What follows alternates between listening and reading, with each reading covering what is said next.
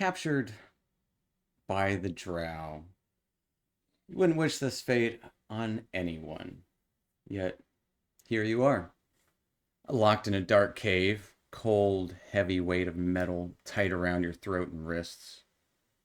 You're not alone. Other prisoners are trapped in here with you. An underground outpost, far from the light of the sun. Captors include a cruel drow priestess who calls herself Mistress Ilvara of House Mizrim. Over the past several days, you met her several times, or at least some of you several days. Robed in silken garments and flanked by two male drow, one of whom has a massive scars along one side of his face and neck. Mistress Ilvara likes to impress her will with a scourge in hand and remind you that your life now belongs to her. Accept your fate, learn to obey, and you may yet survive. Her words echo in your memory, even as you plot your escape. And our light here, well, what light there is in here, turns to a strange individual, strange to all of you, who had just arrived a couple of days, starting to come to, been quiet for the most part. If, Chad, you want to describe your character. And you are muted. So, I am a pretty uncommon race. I am a Gith. I'm of the Githzerai variety, but I am pretty tall, about 6'6", really skinny and lanky though. I almost kind of fold myself up when I sit with elbows and knees all tucked in and everything in a crouch. I am badly bruised and battered all about my face and arms. I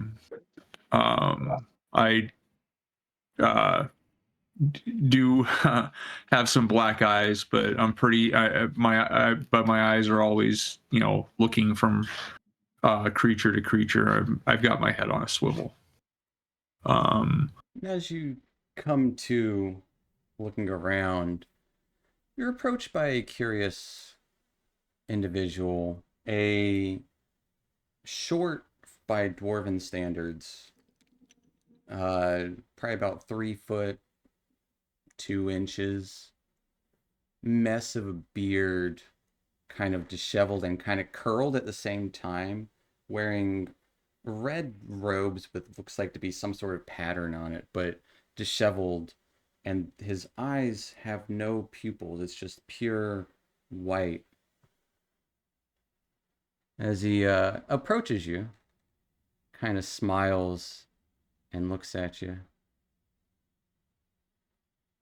Hello. You are finally awake. Am I? I think so. Great. What are you? You seem different. A prisoner, apparently. Oh yes, prisoner to the trial. The Drow. I am Bupido. It is a pleasure to meet you. Bupido? And this is Bupido.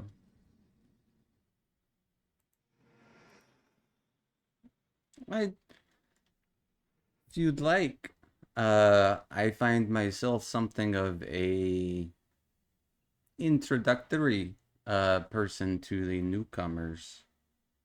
I could show you around. And as you look around this very dim lit room, only kind of lit by a little bit of kind of phosphorescent moss that is hanging on the ceiling in here, a variety of individuals, about 10 individuals in here. Yes, I can show you around. What was your name? I'm not sure we're on that level yet, Boopido. Um, Oh, I did not mean to offend or intrude. I just meant we share a bed, so to speak. And he kind of like smiles at you oddly. oh yeah. Um, how many of us are in here?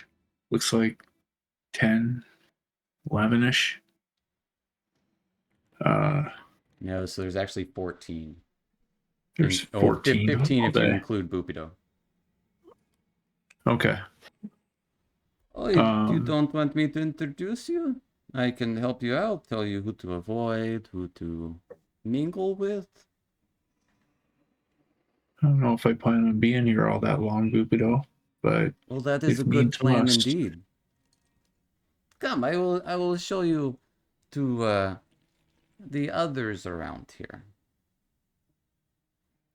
lead the way.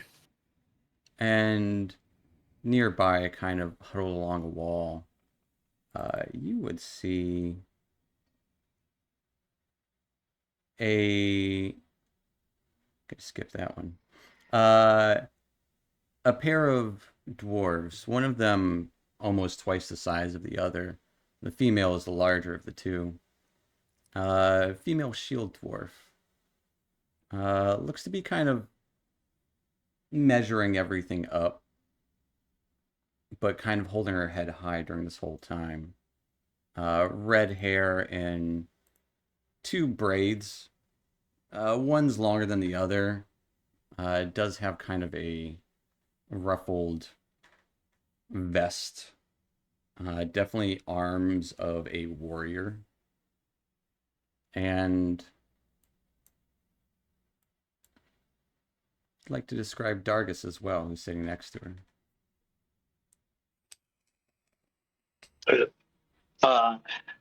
Next to her, you'll find Darkest Fireforge, another diminutive dwarf, also about 4 feet tall, with long, shaggy red hair and beard, but and again, much thinner and as well developed as the other dwarf.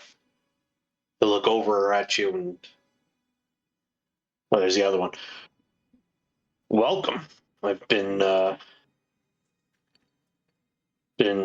waiting to see when we're going to get the next guest to our humble abode. This is our newcomer. This is Dargos. Dargus. Dargus. And I already lost her name. Eldith.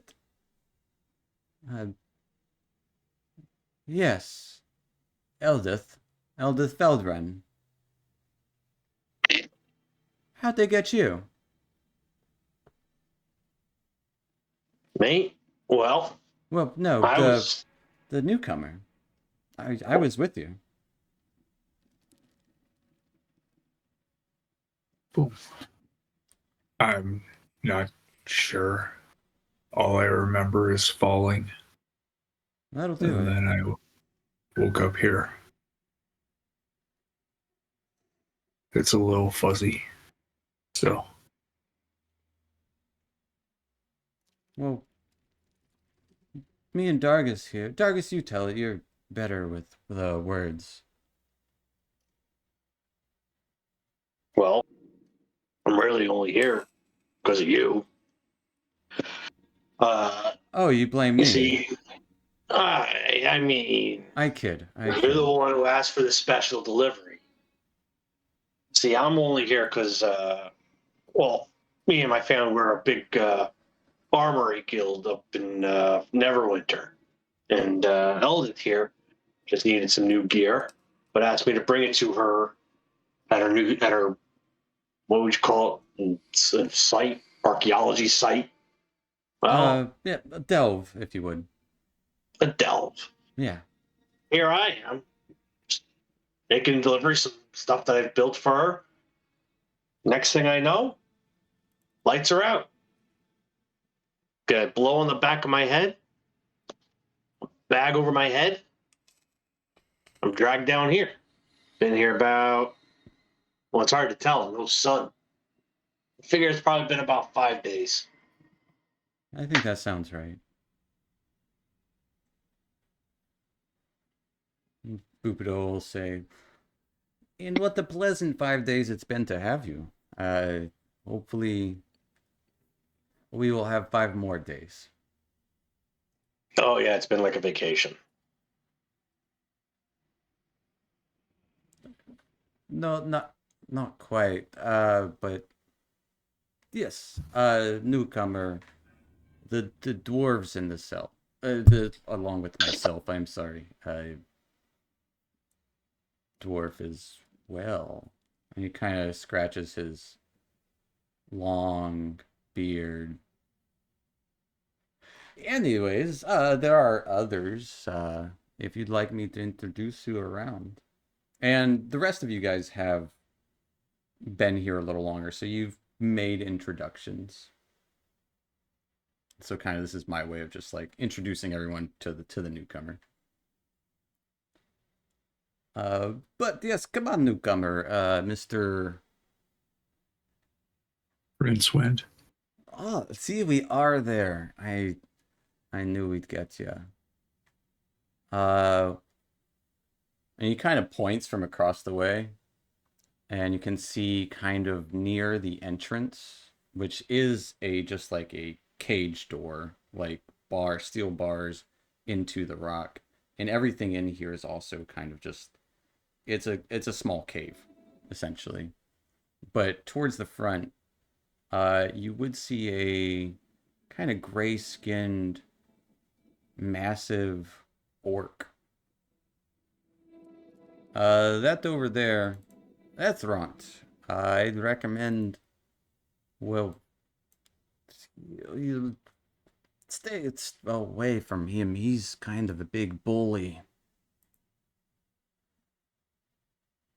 As you see him just eyeing for anyone to get closer.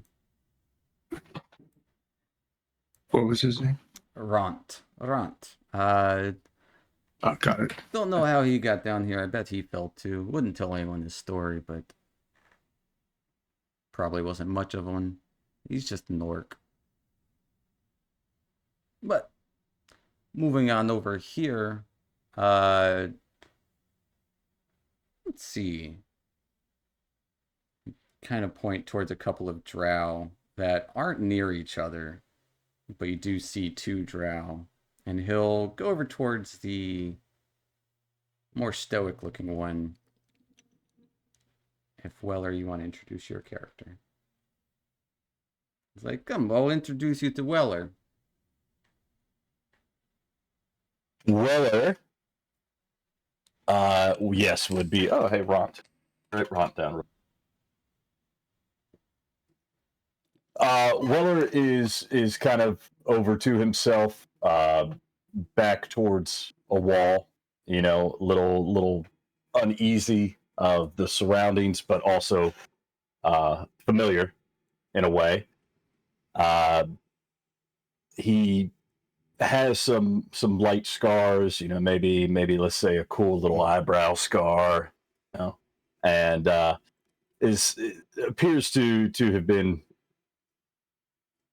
has led a pretty rough and tumble life up until this point. He doesn't really acknowledge you all, apart from just maybe a slight nod down, and is just kind of in his own world, observing, taking it all in, kind of, you know, seeming a bit pensive, a bit meditative, but definitely aware of his surroundings. And Bukude will start to kind of approach, but seeing that are you in a not wanting to be bothered sort of? Yeah. Okay. Like that one is Weller. Another drow. Suspicious, I know. And that one over there, he might be in a good mood. And points out another drow who has just kind of a mess of hair You would notice some like red pock marks on his face, as well as like his eyes almost seem to glow. Wearing what was once probably nice vestments. This is Sereth. Sereth, you the new guy, Rincewind. And Sereth. Oh, hello. Sereth Xaret. Xakaret. Sorry. What's this now? The newcomer. He's awake. Oh, sorry, pleasure to meet you. Bubido sure does like his introductions. I'll look him up and down. I obviously recognize him as a drow. Notice Weller's a drow, even though he's got that magnificent mustache. Doesn't really throw him off all that much, but I'll kind of look at Sereth and say, how bad did you fuck up to get in your own prisons? Well,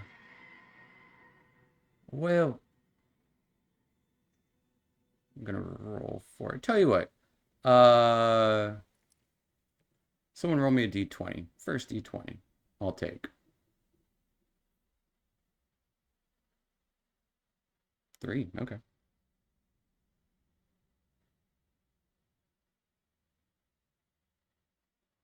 Well,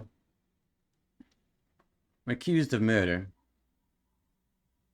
which, between you and me, is a setup trying to discredit and destroy me.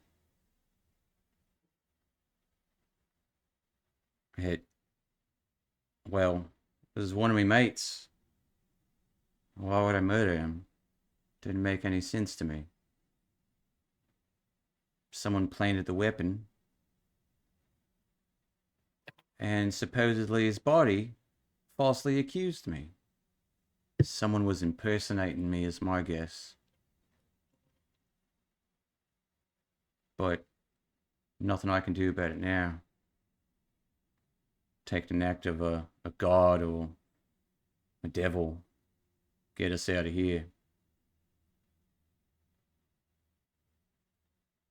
You don't say. I'd like to do an insight check. Yeah, what are you trying to figure out? Whether the story about his setup is real or not. Whether he's got any tells or if he's... Yeah, give me an insight check. 17. First real roll of the game. Insight checking Sereth Zakaret. So as you kind of telling the story, there's this unsureness that you kind of see in him where he doesn't know if he believes it. And he doesn't know if he doesn't believe it. He's kind of at odds with himself, whether or not he did or not. Okay. Well, it was a pleasure to meet you. Sure we'll both die. Any kind of air quotes, honorable deaths. Just kind of like looks a little forlorn. Well, that's enough of that Debbie Downer. I'll take you to somebody a little nicer. What are Malachar and Casmus's attitudes right now?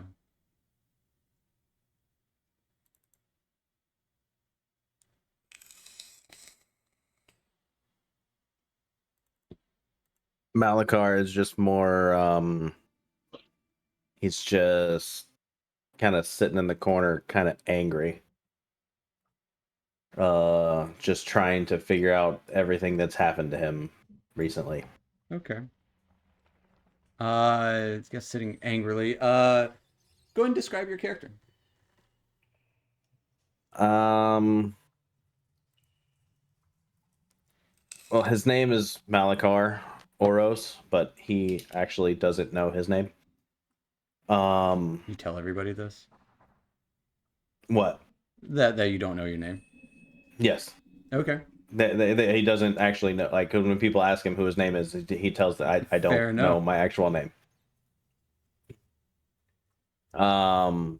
He's about 5'8", which is a little on the taller side for a tiefling. He's about 220-ish. Jet black eyes, got kind of a beard, very long black horns coming from his head, deep red skin, and the hair he does have is a very dark black with streaks of dark red through it. Okay. And Bupita will kind of point him out to Rincewind. That there is got southern with it.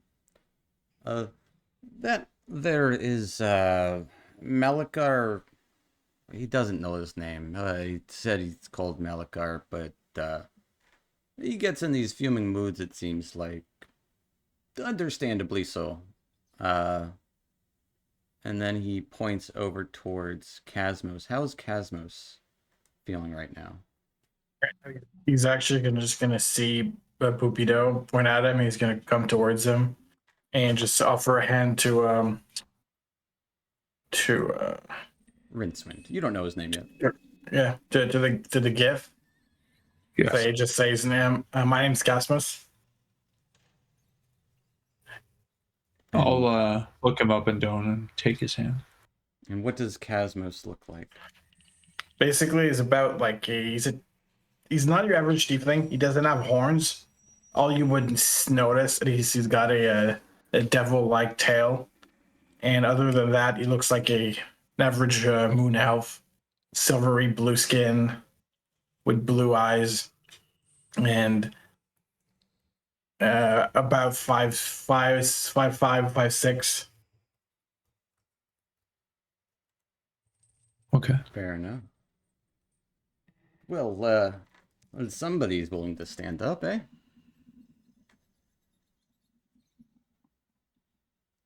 What brings you here, Casmus?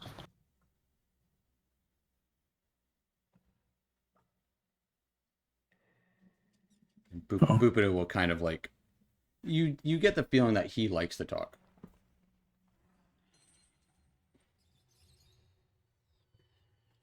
Good. But he'll be here? quiet. Yeah.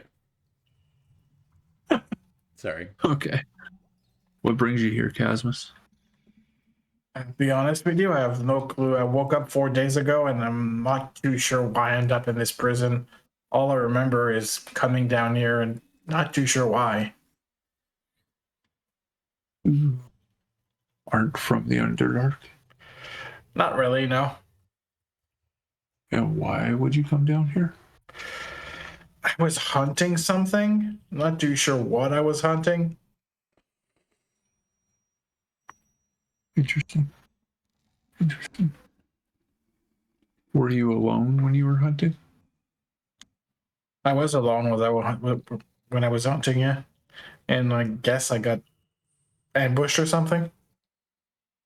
Are you a hunter by trade? Not really, you know. Doesn't look very muscular at all. Huh.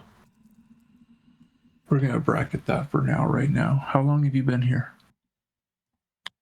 If I had to take a guess, about 3, maybe 4 days. How long have I been here? 2 days, I would think. Between 1 and 2. Yeah. Okay. Do you know that other tiefling over there in the corner? No, he's been pretty quiet from what I've seen. Actually, I'm not going to say other tiefling. I'm just going to nod The to horned the guy. tiefling. Yeah. Like I said, he's just been pretty quiet. Let's spend some time in the Underdark, Casmus.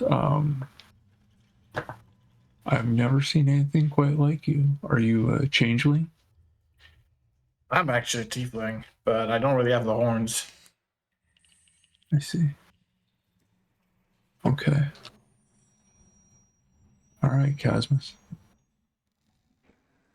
It looks like Boopido's here chomping at the bit, so we're gonna move on for a minute. As he does look kind of like excited, almost like a little dour, but a little excited, as he just kind of stares off, eyeing everyone else that he hasn't introduced you yet to.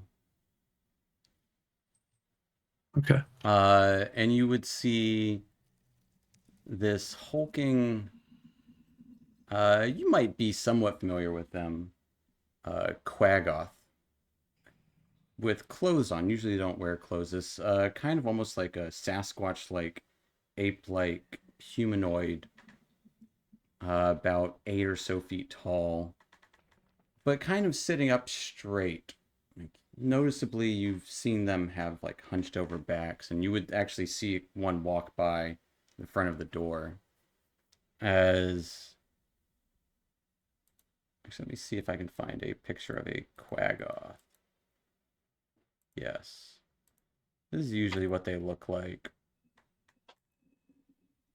This one has like the remnants of a coiffed collar and what looks to be a frocked kind of shirt that is ripped and tattered over him. And he is in the middle of talking to a like 2.5 foot tall gnome, deep gnome, who's got a little bit of a smirk to him. Definitely like a piece of bone and an earring, and like again, like similar kind of coiffed collar, but looser and looser fitting clothes. He still has his boots, which look kind of ragged, but clean shaven, big honker of a nose. Like, I'll introduce you to Darumdil and Jimjar, as they're in conversation. And you would hear the gnome say, "Oh, wager the new guy's gonna introduce himself to you first, huh?" And the Quaggoth kind of shakes his head and kind of stands up and does a deep bow. "Oh, this is different. Welcome, welcome, traveler. I am Prince Darendil. And who might you be?"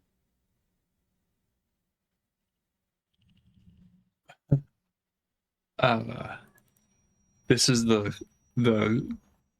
Quaggoth speaking. Sure is.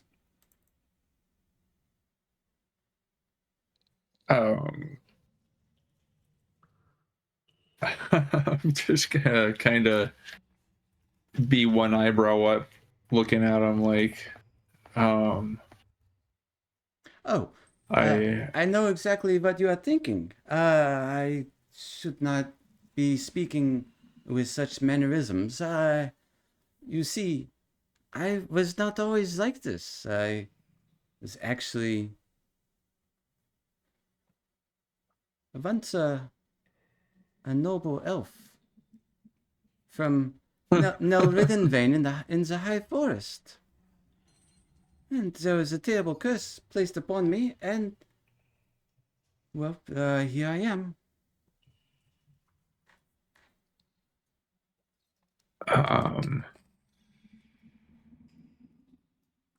I'm gonna look at Boopido. Oh, I know. For- All right.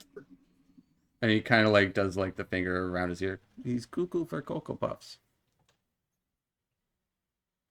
Oh, no. I assure you, I am under some affliction. You see, the Quaggoth, they even have some here. They are like beasts. They don't have the intelligence that we else have, or mannerisms.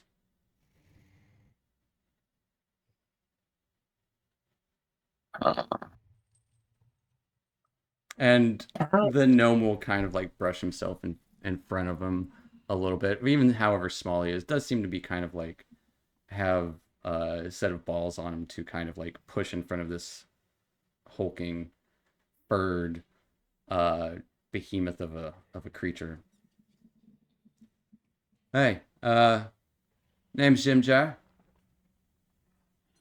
Who are you? I'm Rincewind Jim Jar. Care to take a wager? Sure. What are the stakes? What are the stakes? It's a good question. What should the stakes be? I don't know. I'm gonna kind of pat myself down and am I just in my clothes? You're just in your clothes that have been tattered and nothing else. As you start paying her down, you got nothing. Are we in chains or shackles? You are in manacles. Okay. Not tied attached to anything, and and they're attached to a collar around your neck. Okay. Or actually, no, the collar's not attached to anything. But just the shackles are attached to each other. Tell you what.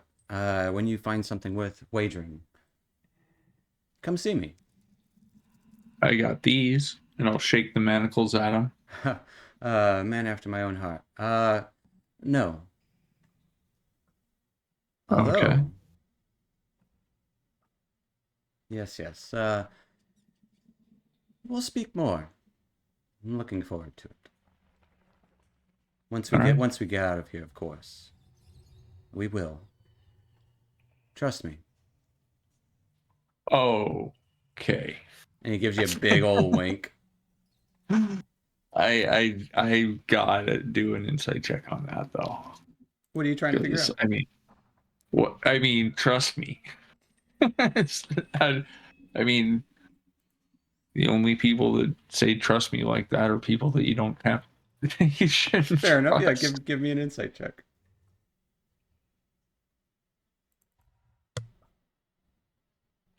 The 23, jeez. He believes that you'll get out of here. And he seems to have a little bit of an obsession for betting. Yeah. All right. I'm gonna pocket that info, I guess, because he seems. Well, you find something worth a trade. We'll make a bet of it. Okay. All right. And then Boopity will be just kind of give a bow to the large Quaggoth. Right, Your Majesty and Jim Jar. Still got a few more people to introduce. As you would see, probably the oddest creature in here, aside from the Gith in the room, is a fish person. Kind of walking calmly with his hands in front of his chest. Oh, yes, of course. And he seems to be kind of holding a mushroom about the size of a gourd. And you can almost make out underneath the cap of the mushroom 2 little eyes. And the fish person kind of looks a little at you cockeyed a little, wearing rags and like a Kuo-toa, if you've ever seen one. Which, let me see actually if I have a thing for Kuo-toa. EFGHIJK. Yes. This is what Kuo-toa look like usually. And speaking calmly, bowing towards you. Hello. I am Shushar, the Awakened. It seems you are in this predicament, same as us. I hope you find yourself well. Wow, today is just full of surprises. Oh, yes, that is the way days go. But Shushar, this doesn't look like it tends to be your neck of the woods either. no, I'm from the Dark Lake. A little north of here, I think. Northwest? I would know it if I was closer. Get your bearings and whatnot. Oh, and you would see the little mushroom kind of shake. My apologies. And little spores would kind of spread out from the mushroom towards all of everyone within like a 10-foot radius. And then everyone, pretty much half the people in the room, would hear, "Oh, hey, guy. Hey." I'm gonna kind of bend way down to where the mushroom is. Shushar is holding the mushroom, you said? Yeah. And he'll put the mushroom down or lift him up towards you a little bit. And I mean, how big is this mushroom? Is it like Like the size of a small, like maybe like like in a box big? 8 inches, what, 10 inches by like 7. Okay. Gray mushroom. Looks like it actually has 2 little feet. Oh, it does have teeth. Hey, guy.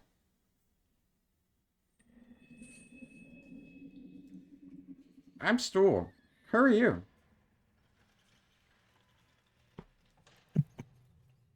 I out of character, I want to say hungry, but You are hungry. in character, I'll say astonished. Oh, Are you? Second, I gotta check. I'm Stool. And you would all hear anytime Stool's speaking, like I would say half of you guys would hear Stool speak in your head. Okay. Are you a?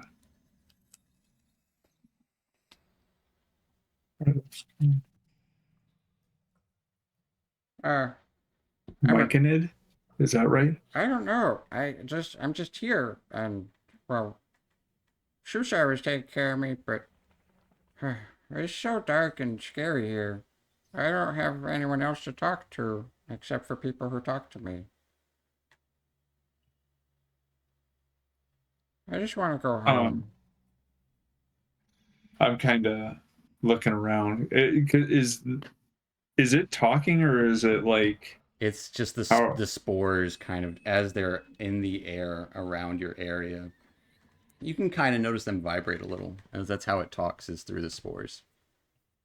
Okay. Are you from the Underdark, Stool? From the what? Apparently, we're in the Underdark. I don't know what that is. I'm from the Grove. The Grove. I never liked Grove. Which is weird I because see. it's pretty bright there. I'm going to turn to Shushar and say, have you heard of this grove before, Shushar? I have heard of it. I have never been, as it is a little further from the lake than I like to be. I But, see. well, I know it's roundabout direction. If the wills would have it, perhaps this little one will see its home someday.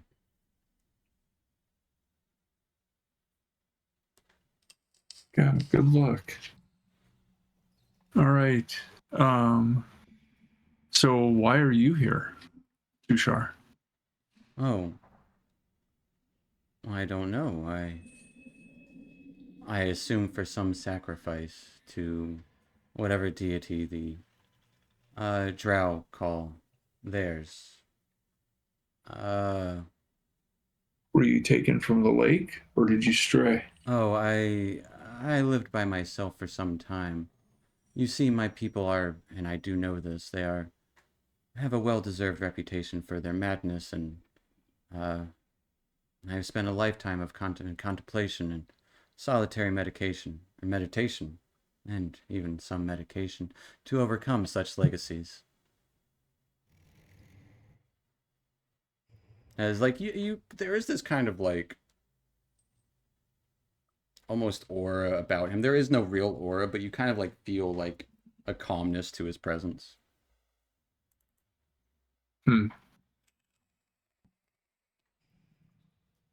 Okay. So the little mushroom doesn't have manacles or anything, though. No, It's just got he's just a like little collar mushroom around its lower stump. Yep. You would imagine he doesn't walk very fast and needs to be carried anywhere. So if he tried to Okay. get away, they could easily catch up to him. All right. But while this is going on, you would see that Ront fellow walking towards the back of the... Actually, you would see him still near the entrance of the space. See him knock over one of two gnomes. This is Gront's view.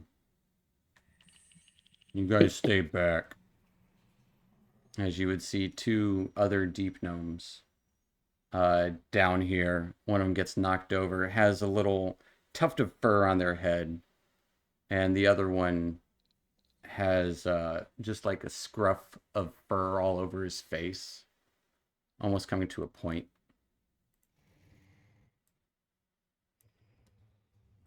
And you would see them kind of cower a little bit. I'll look down to Boopido and kind of nod over. Yes, and does anyone, if anyone wants to do anything during these interactions, feel free.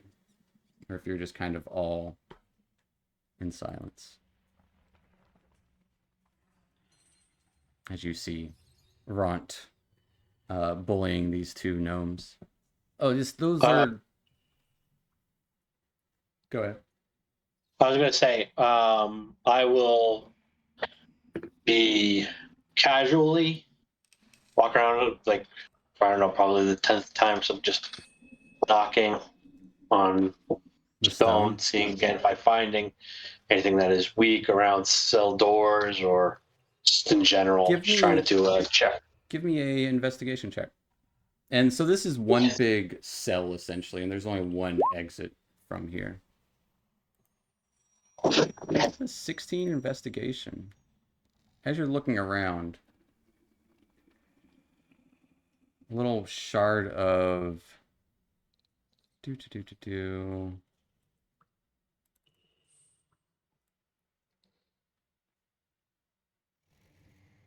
shard of flint falls from the wall.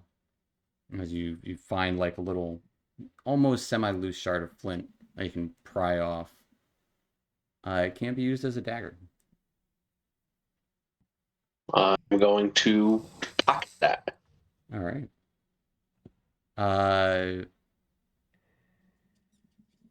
And Boopido will be like, oh, those are the gnomes, Topsy and Thurvy. They keep to themselves mostly. If you're gonna speak to one, speak to the sister, Topsy. Why is that? Well, the other one doesn't like to talk so much. He more mumbles and he curses a lot. But they don't seem to get along with Jim Jar for whatever reason. They're all gnomes. Interesting. Do they go out of their way to avoid him or confront him? To avoid or confront who? Ginger. Oh, they go out of their way. Rather, Jim Jar doesn't seem to like them, I should say. Okay. So he just usually wanders off when they try to talk. It's been pretty quiet here, other than me making introductions every few days when someone new shows up. And of course the tasks, which we haven't had to do in a few days. I would assume there's some coming up. And right as he says that, almost as if on cue, you would hear a clang at the wall, or at the bars at the front of the cell. And you would see the two drow who you've seen previously. Double check. One with scars on all over his face, and the other with, he has kind of like this really sick mullet.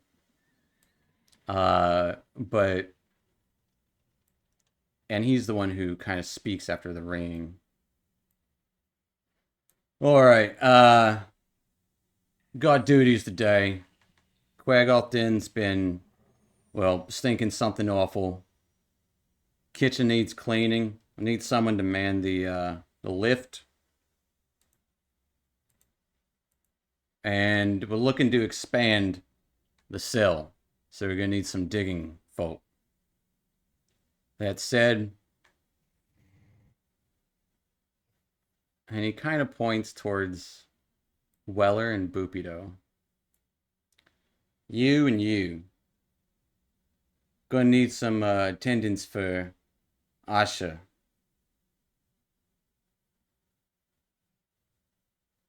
And then he points towards the, I was gonna say the moon elf, Casmos, Shushar, and Jimjar. You three. Gonna need you three. Come with us, gonna clean out the Quaggoth Den. And then towards Rincewind, Dargus, Topsy, and Turvy. You four,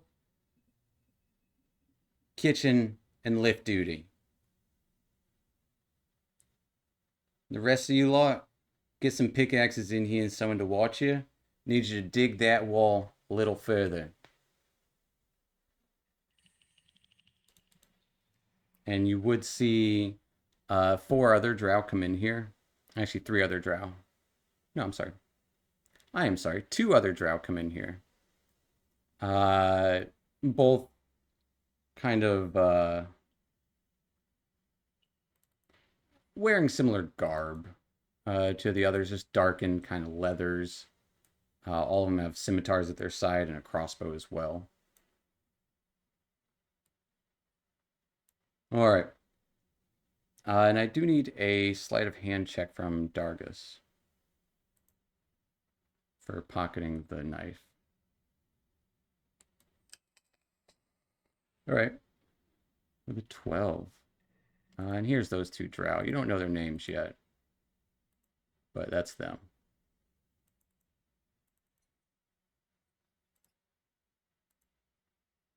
And a drow comes in, collects Shushar, Jimjar, and Casmos.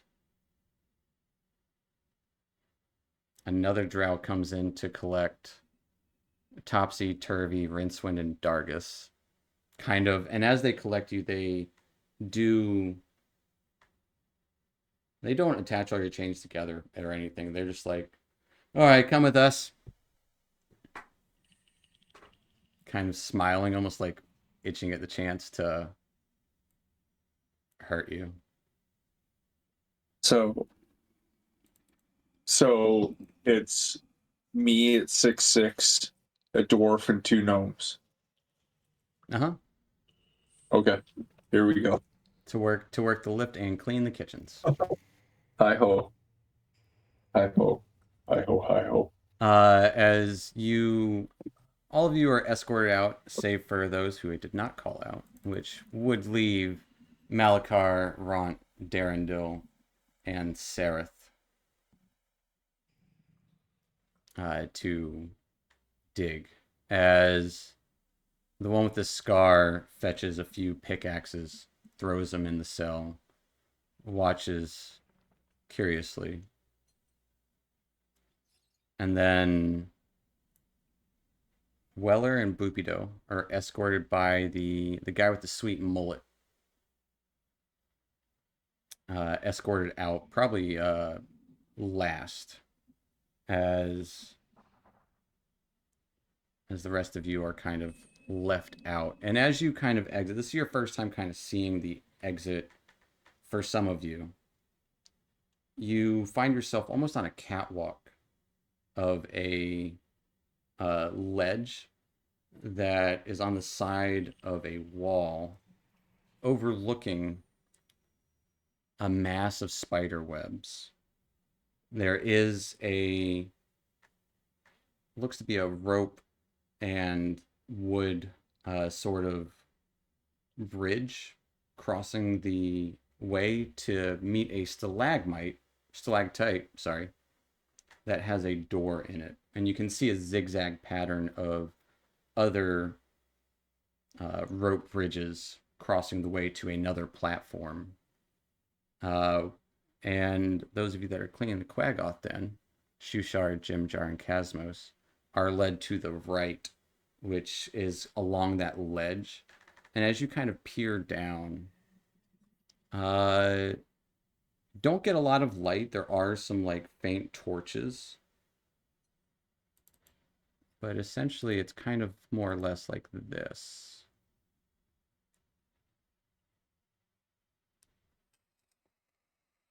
There's a Quaggoth in one of those pictures. And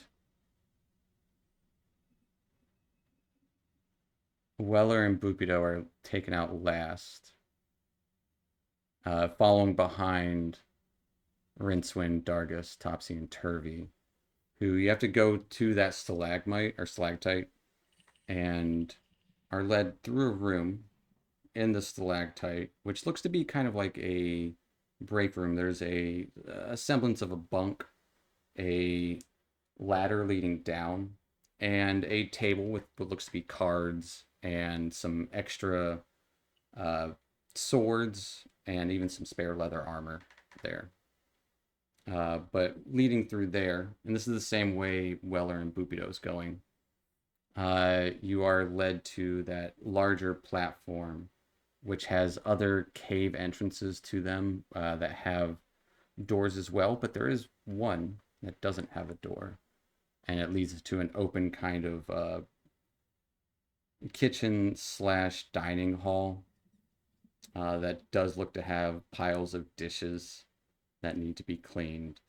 And across the way from that is where you see the lift, where you see two of these large Quaggoths standing there at this what looks to be a crane operated lift going up from this cliff, essentially. And Weller, you're the only one with good enough dark vision. The floor from here is 100 feet down. But there is that area of spider webs near some of the walkways. And there is also a waterfall that is just kind of surging. You can't hear it too much. Just that faint echo of it landing at the bottom. But it's kind of jutting out of the wall near one of those walkways. But let's go with Casmos first. Casmos, Shushar, and Jimjar.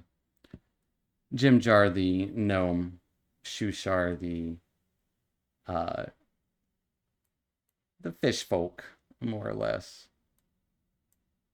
are brought to this other kind of, it looks like another cell door, much like yours. And you can see a few lanky quaggoths lurching down further on this walkway. And you can just smell the stench of dirty fur, essentially, coming from the interior. And the drow that's leading you. All right. Do your best to pick up any of the shit. Bones, what have you. Collect it all in a bag. And he hands a bag to... I'll hand it to Casmos. Casper just takes the bag and nods. I'm watching. As Shushar will give a polite nod, Jimjar just kind of grumbles beneath his breath. And essentially there's like mounds of dirt and different sort of nests in here. And just piles of debris. A lot of fur. And shit. Is there any bones? Or yeah, Casper's gonna look for a bone that is sharp enough that he can just small enough but sharp enough that he could just pocket. Give me an investigation check. With a 14.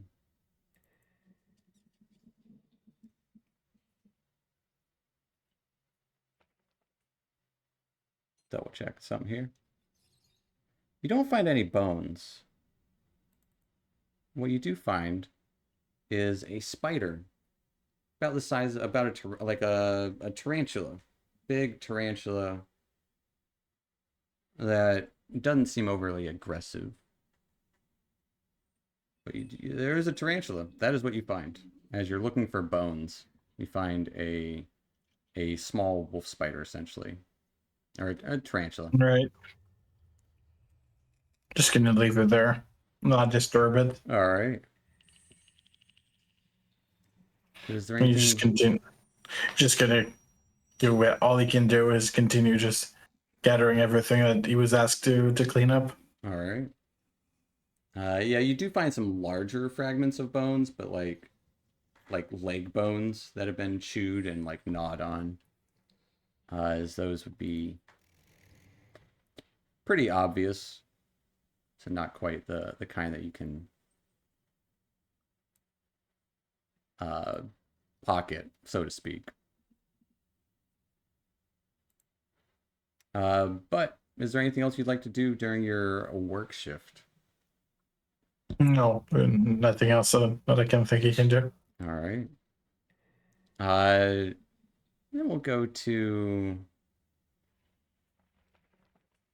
digging with Malachar, Ront, Darendil, and Sereth.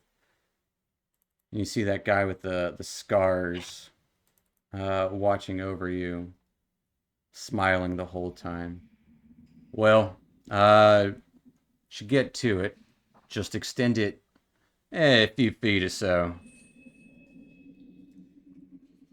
Don't want to piss off Elvira any more than she already is.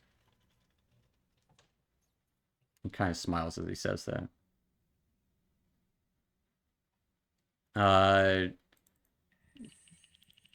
Who is with you?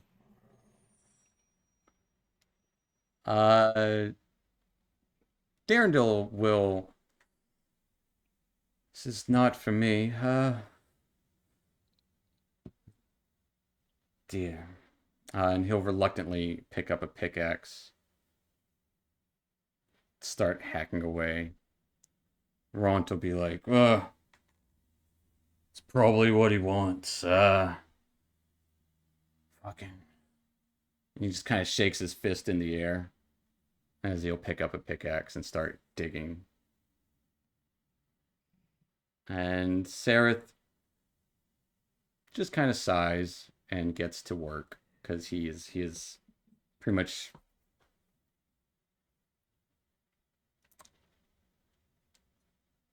my mind is drawing a blank for a specific word. He's accepted his fate, essentially, is what it seems like for Sereth. Malakar will just grab a pickaxe and just kind of glare at the drow with the scar, and then go over to the wall and start digging. All right. Um, Yeah. As I'm breaking pieces of the wall off, is there anything I can use as a possible weapon myself to hide? Give me an I was like, what investigation am check. I'd say what exactly am I digging through? I know it's a wall, Digging but through pretty hard rock. There are some bits of like shale for some of it. Just some of it kind of falls apart, but other parts do seem to be more sturdier. And we'll see what you get on your investigation. It is mostly just rock hard shale, and like once you start cracking, it just starts falling apart. But it takes a lot of work, as you don't find anything of interest. I will need a athletics check from you.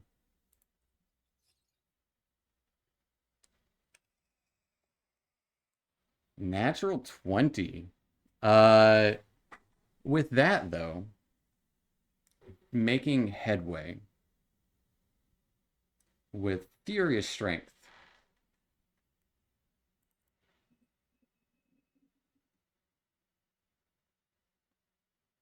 You find inside this wall, you hear a chink. Dig a little further. You find what looks to be an embedded rusted iron bar from some building long ago. And it's just kind of there. You can pull it out, or you can leave it for later. Like sizable for like it's a big one. I'm going to remember where it's at, but not remove it just yet, All right.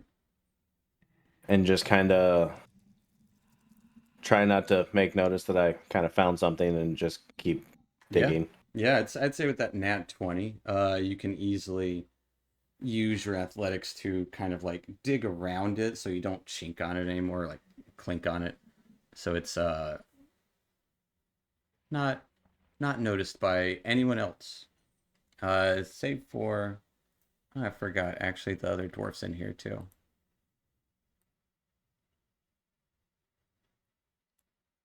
She would kind of try to be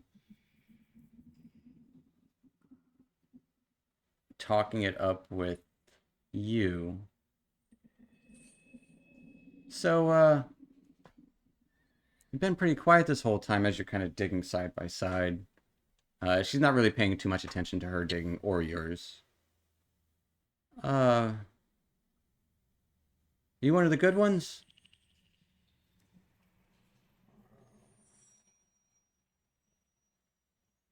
Honestly, I don't know. I tried to be. Oh. Well, intentions, I feel like, go on to greater things. I mean, I know your kind gets a bad rap for having the blood you do, but we don't choose that. You weren't raised in a society that practices slavery.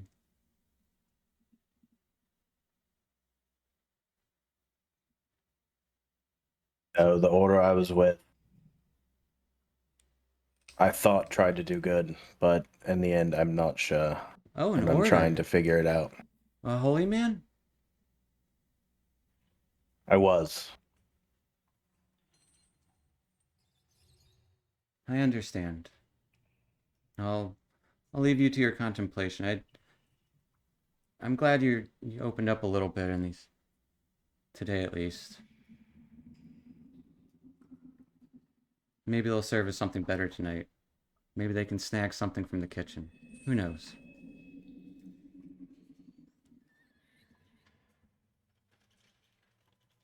And she'll kind of like she'll try to talk to you about like how she believes in protecting what's yours and protecting what's close to you. And that's kind of like her ideal, is standing up for what's right and all that jazz. But also loves, she does kind of like the digging, but she doesn't love forced digging. Like she would also talk about like her digging up artifacts like a while back. And the rest of your digging goes by pretty well. That nat 20 takes us over to the kitchen and mess hall and working the lift. Has the drow leading you there, and there are a couple of drow eating in there as well, kind of like lifting their noses up at you guys as you walk in. All right, there's a lot of dishes over there. Try and get the greasy bits off. Been having a problem with that. Quagos don't clean very well. And you hear the bell. Go get the lift if the Quagos aren't there. You just pull the lever up. Don't get any funny ideas. We'll push you right off.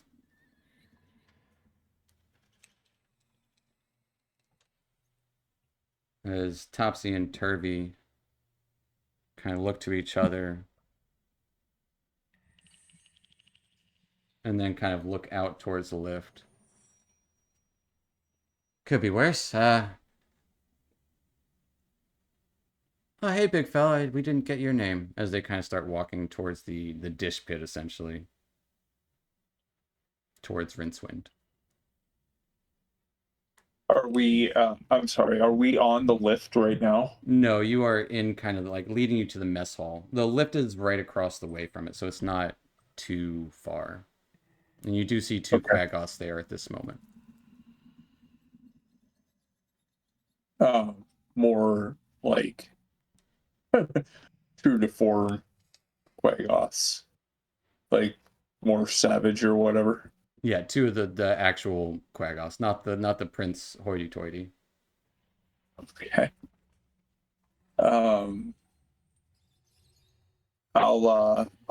kind of bend down a little bit and say I'm Rincewind. Who might you be? Topsy, that's Turvy. And Turvy just kind of grumbles, yeah, fucking piece of shit. Looks up at you. Do you speak Undercommon? I do. He would say in Undercommon. The fuck are you looking at? And I'll reply in Undercommon, whatever I want. Huh. Alright. Just kind of goes on to grumble to himself. Excuse Turvy there. Hasn't been the same for a while. You know, how it goes. It's not great stuff. Obviously. And Dargus, you're there too with them. Yeah. The drow just leave us. Oh no, he's standing To the there room with the- watching, and there's a couple of There's drow. watches the whole There's time a that we're couple in of there. drow sitting and eating in there too. Gotcha. Guys, get a look of what else is around in this kitchen, besides a pot or pit or whatever it is for Yeah, dishes. the dish pit. Give me a perception check to see what else you see around this room.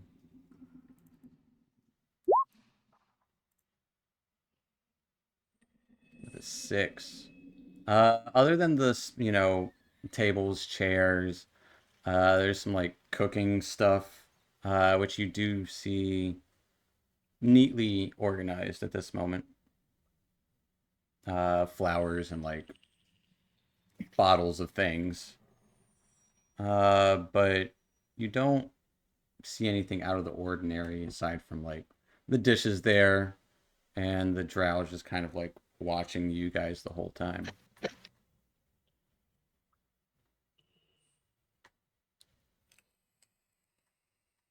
All right, I'm gonna make my start over for the dishes and start scrubbing. I'm gonna just try as best as I can to listen to any of the drow or anyone around. Do you speak Undercommon? Oh, no, I don't. Rincewind does, though.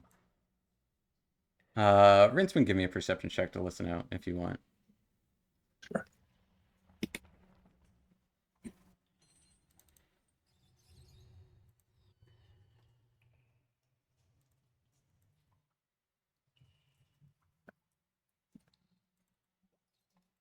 Funny.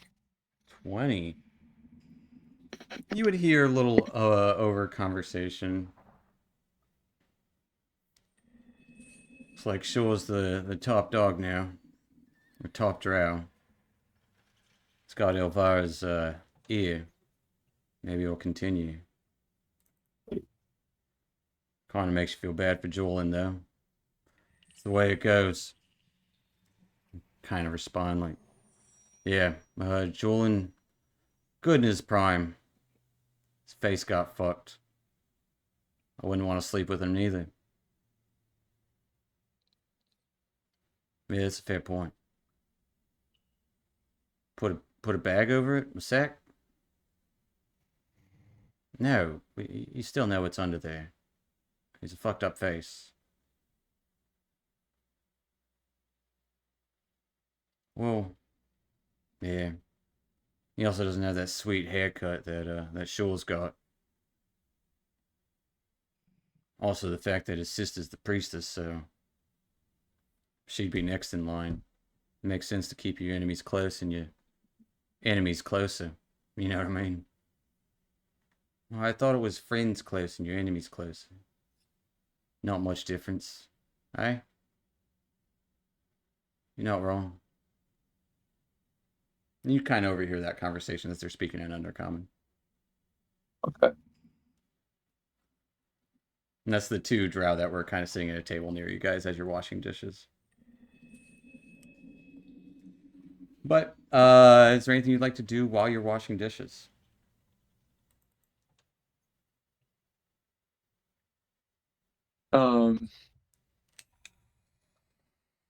I guess I'll talk to Dargus a little bit more, see if I can get a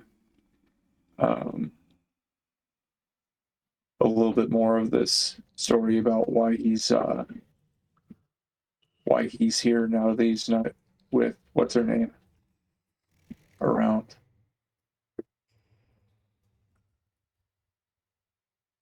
So Dargus, sounds like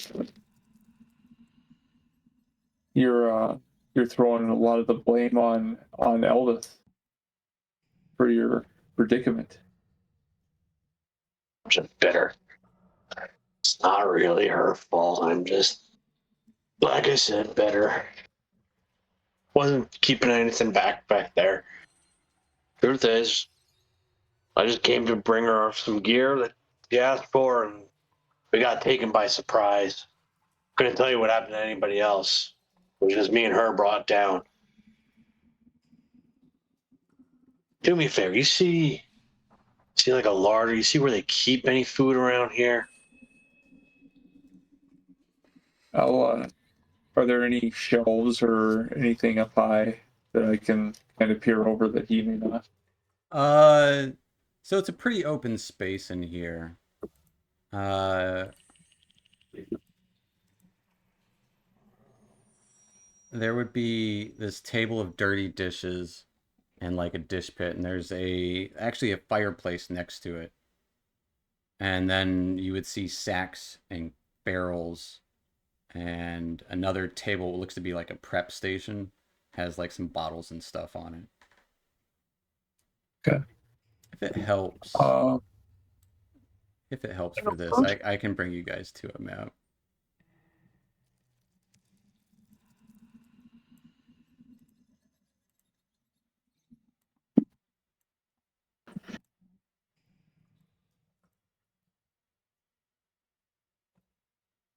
You got Topsy and Turvy with you.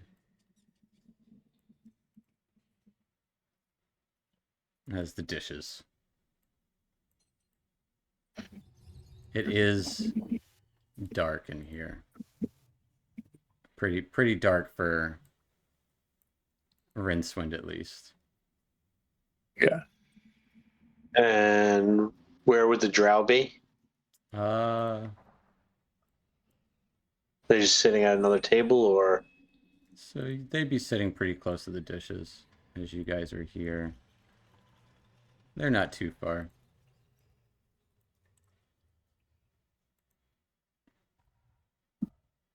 And the other drow that's watching you is at the edge of the room in here.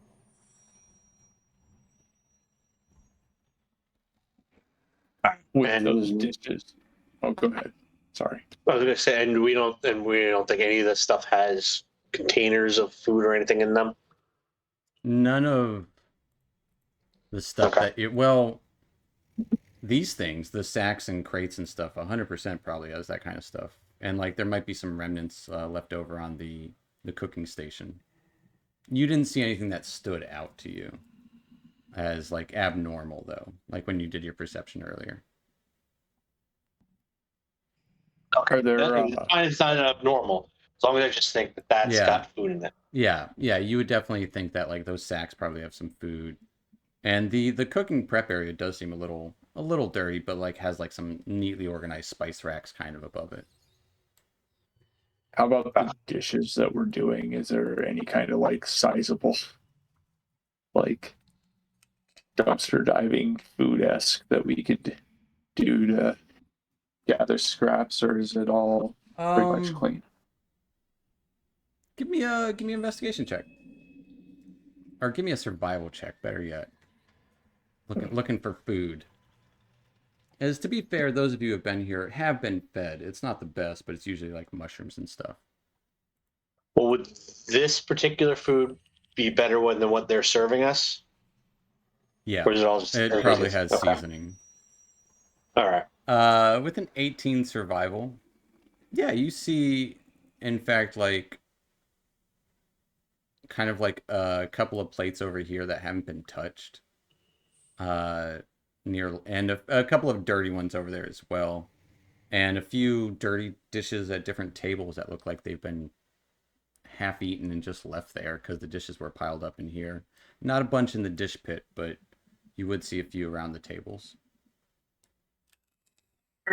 I got an idea. All right.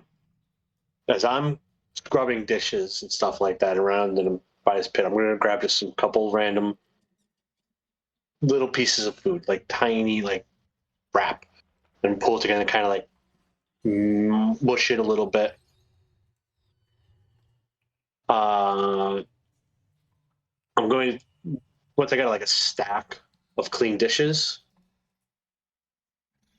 I'm going to bring them. Oops, got the wrong thing. Over, put them away closer to by the food would The be. prep area.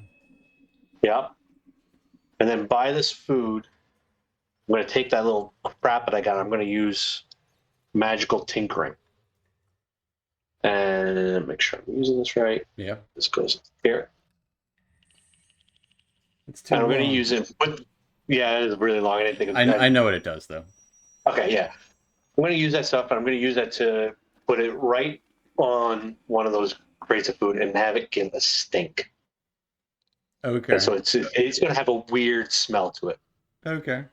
Give me As I'm going by. give me a sleight of hand.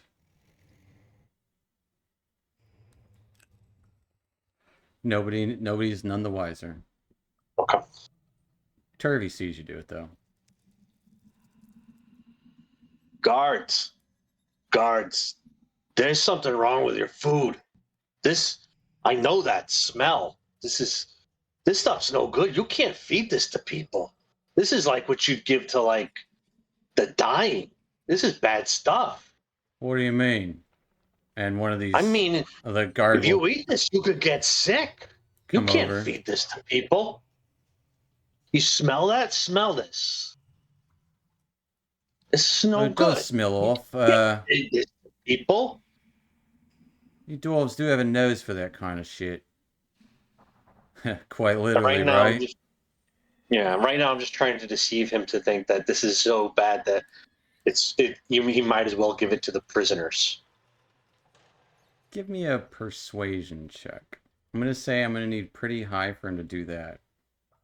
On tonight's episode of Kitchen Nightmares. Yep, Yeah. Oh shit! the 3. I guess it'd be deception. Are you Higher proficient in than it. deception?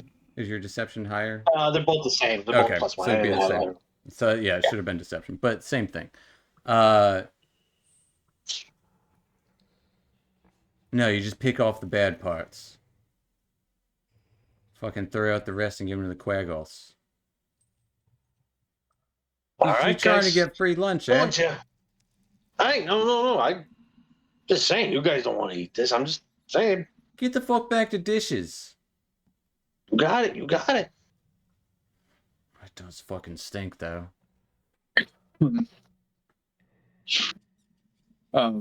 While he's kind of distracting that one guard, I'll try to cast my invisible mage hand to get some food off of one of the plates. Okay. Give me a sleight of hand check. I'll give you advantage because your mage hand's invisible.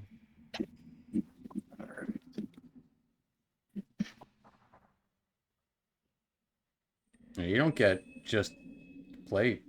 You don't get just food. You can pick up a whole plate that has silverware included all the way over. And noticeably, when you've been doing dishes, there's no forks or knives. Hmm. And you get a whole plate with forks and knife. Over to you. Okay. I will, casually try to make it look like I'm scooping it into the sink, or the trash, but try to pocket. You said there is a fork and a knife there? Yeah, there's a fork and a knife. Like a good old I will- classic steak knife. Big handle. Right. I'll pocket the steak knife. Who's with me? Is it Topsy or Turvy? They're both next to you. Turvey's just kind of keeping to himself, but Topsy's kind of, she's not smiling, but she's going about it a little more agreeable, as Turvey seems the more disagreeable of the two. Well, I'm not gonna give a fork to that fucker, so I'm gonna Be really good try at to stabbing. pocket the fork in the other pocket, and kind of, if there's a sizable chunk of food, I'll offer it to whichever one is standing closest to me. Yeah, they'll happily take it. Well, not happily, they'll take it. All right. Yeah. Oh, these dishes are so dirty. And then you would, Turvey kind of screams for a moment. Just, ah! What the fuck? Something burned on the dishes. Fucking weird. Hey, keep it down. Oh, your shit's all fucked. What do you mean? The dish is burned. I'll give you something to burn. Burn your face off if you don't shut up. And he kind of like holds his hand. Fucking drow pieces of fucking shit. And he kind of looks at Topsy. It fucking burned. Promise. Oh, are you alright? What burned? Like the spoon or something. Or the soap we're using? I don't know.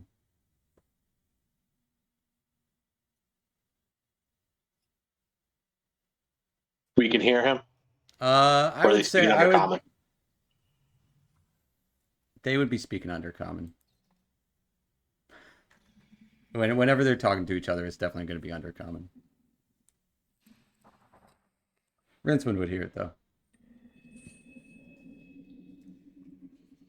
And after that, you would hear the bell ding. And you look over, or at least, yeah. Dargus looks over and you don't see any attendants at the lift. I'll put a light out there for funsies. All right. That was that lift you were saying? All I right, got it. got a lift. I got it. I got it. Gonna need at least 2 of you, if not all of you.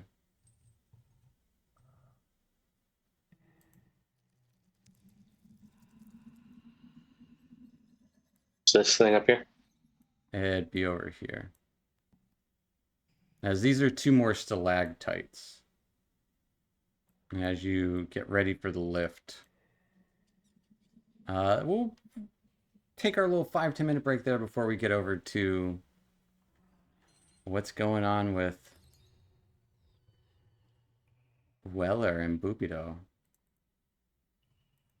They're getting led elsewhere. Somewhere a lot nicer, honestly. And so where the rest of you guys were, I'll move you guys over there too. Shushar, Casmos, and Jim Jar were up here.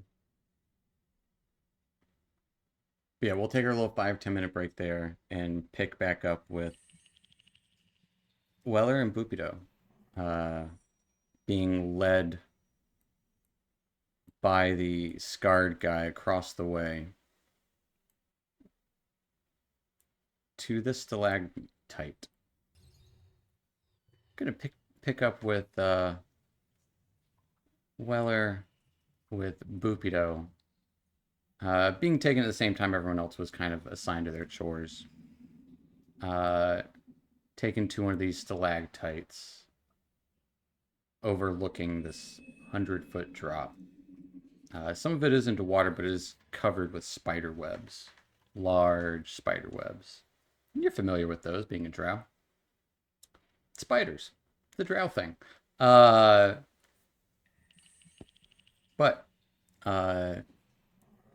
this drow will take you into a room where you would see a woman. A beautiful drow woman.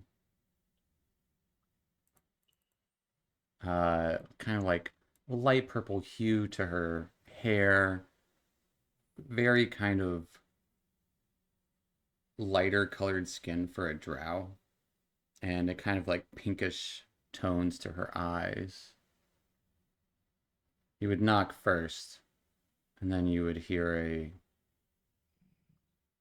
come in. And you'd see this beautiful drow woman in a white, like pure white gown of spider silk. Oh. Sure.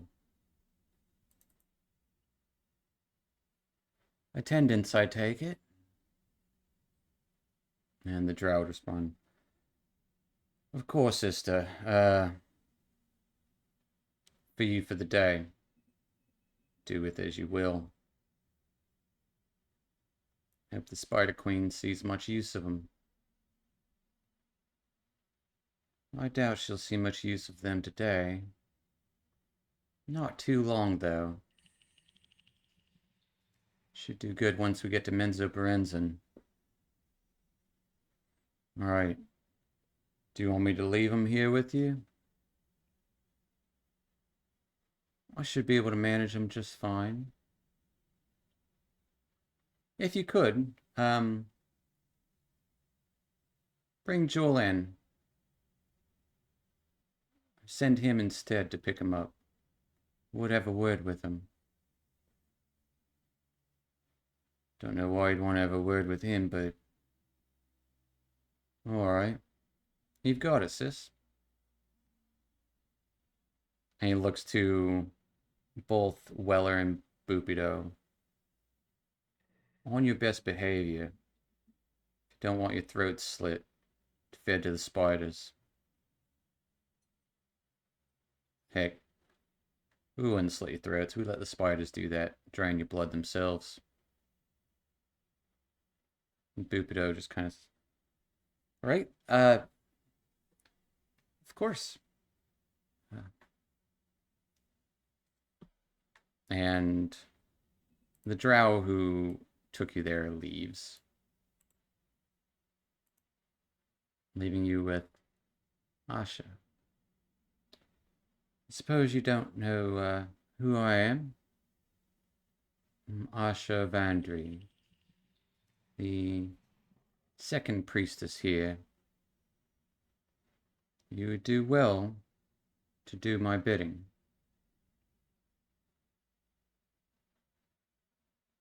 Jupiter, of course. What are we to do?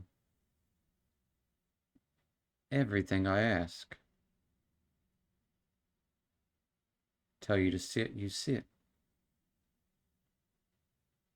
Tell you to make me food, you make me food. Tell you to bleed, you bleed. Easy as that.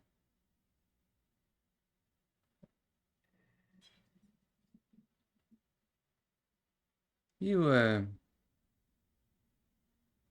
you left the cities, right? Was it House Bayonet?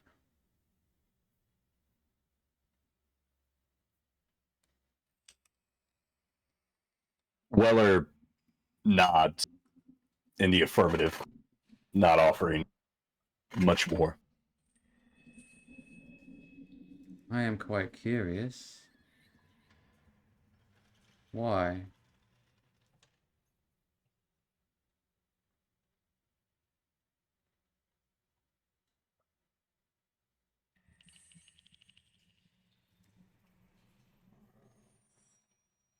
Hmm. And if you take a moment to think, Bupido will kind of speak. Oh, because he's an idiot, obviously. Right. Thank you, Bupido. Uh, your voice is always a welcome one. But please, don't talk unless I ask you to.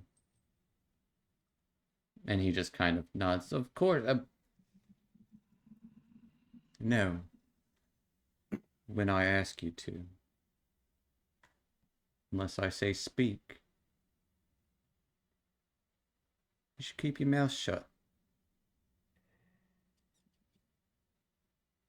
And in this room, kind of taking a glance at it, you would see the back of the room is a statue of a large spider. The entire floor here is a carpet of like spider webs.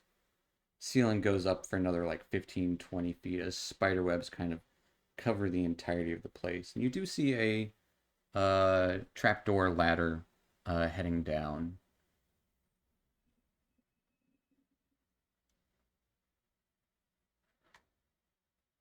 Well, if you would, Bupido, cut up those apples while I have a pleasant conversation with I didn't get your first name. Would you tell it to me, please? Looking towards Weller. Weller. Oh. And Bupido goes over to like a side table where you do see some like apple-like fruits and like a carving knife. And he starts cutting them, eyeing over.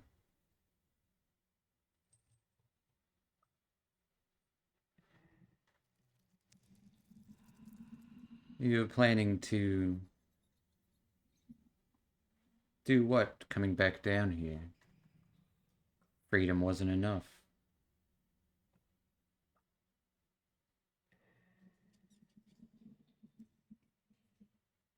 Freedom was enough for me.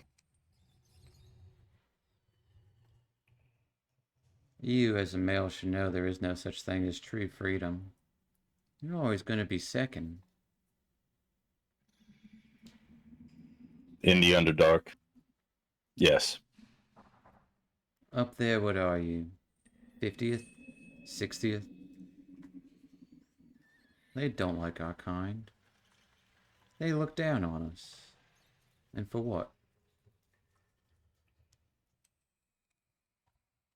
It's true. There are rumors and stories that are told to the surface dwellers about our kind down here. Well, they all But I've true. also- They are. And perhaps because they are, their judgment upon us is just.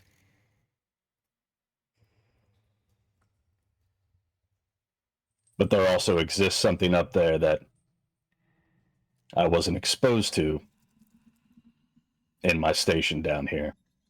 You speak of justice. I don't think they know justice. Not yet. It should all change soon. Quite soon, hopefully. You'll help, don't worry.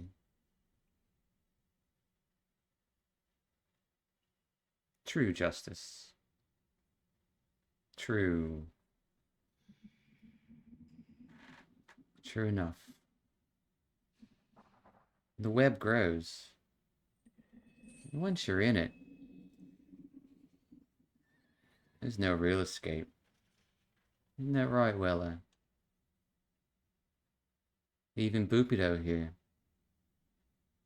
He'd left once before. Came back. Didn't you, Boopido? Just kind of shrugs and nods, like, unresponsive. Like, he's like, yeah. You got me. Is that why you asked for us? Oh, I just merely wanted to know more about you. And yes, you're already part of the web. Part of what we're weaving here. Whether you know it or not, well, that's not the point.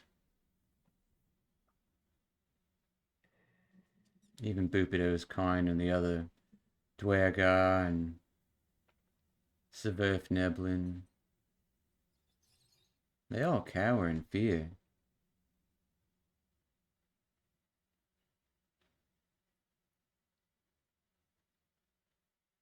Crackle Slag won't stand very long once Menzoberranzan comes to his full power once again. The surface isn't far away. Not far enough.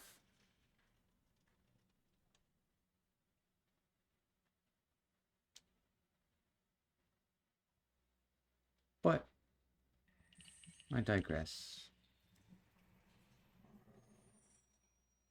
If you would please,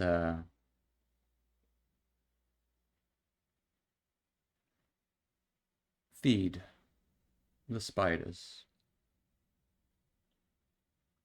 Should be a box of rats by the door there. They're still alive.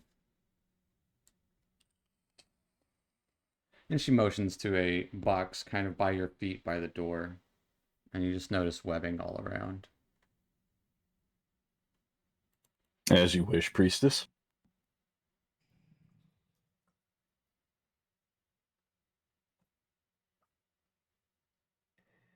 It's nice to hear.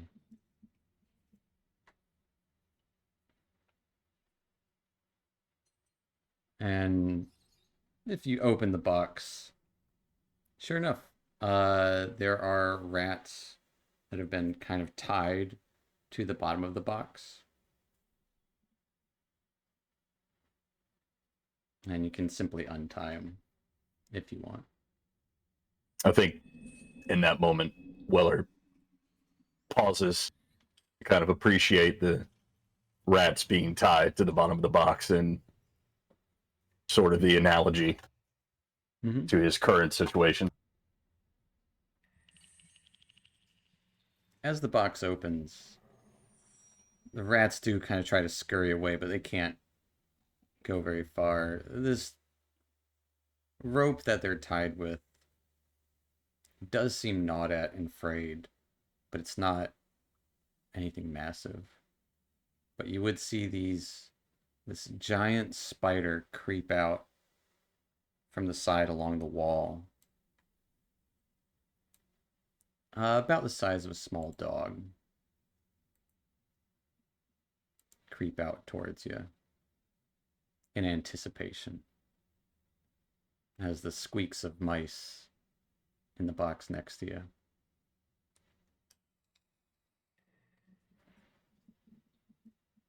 Don't keep go waiting. Can I see if there's anything special about the rope itself, or is it just regular run of the mill rope? You would recognize it. It's spider silk rope. Okay. It's very strong and very good.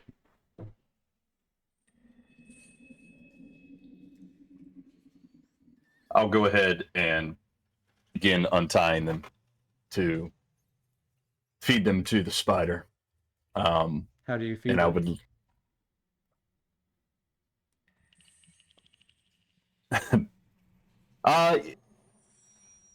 Without any sort of fanfare. This Okay. I'm not Just kind of feeding pick up a the spider. spider, Doesn't bother me. untie it, stick it up there to it, essentially.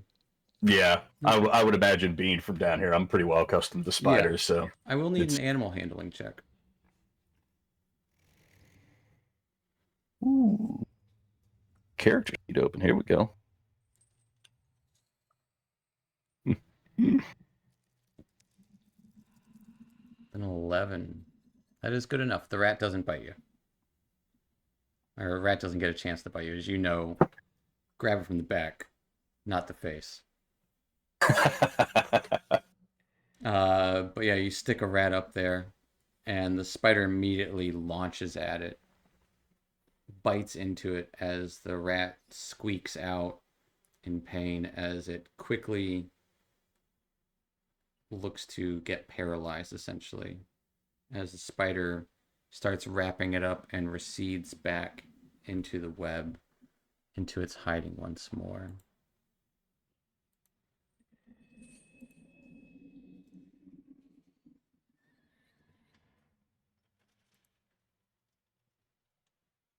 Well, I'd like Yes. you to pray with me.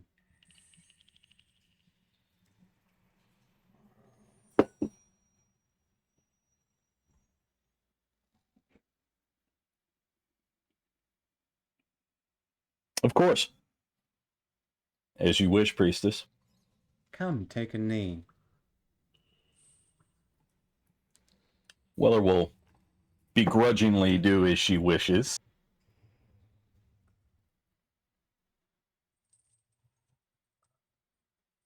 And as you go take a knee, getting a very good look at this shrine to Loth. In Undercommon, she starts speaking prayers, but this 10-foot high sculpture of a spider, so lifelike, and can see its eyes just shimmering with this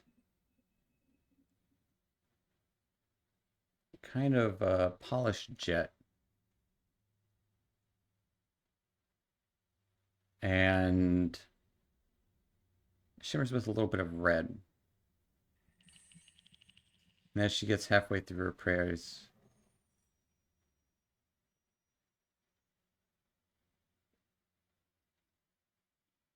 she hands you a dagger.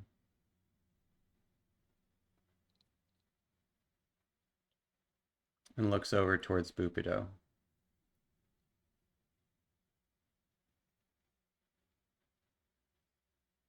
Nice silvered ceremonial type dagger.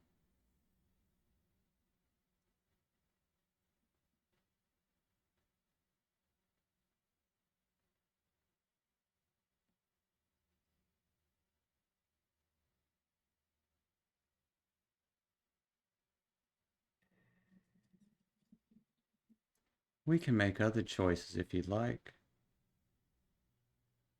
It doesn't have to be now.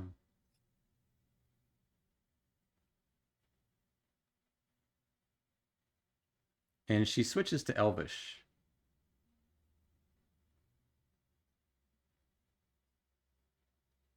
I'd like you to swear upon Loth that you'll kill Bupido. Doesn't have to be now.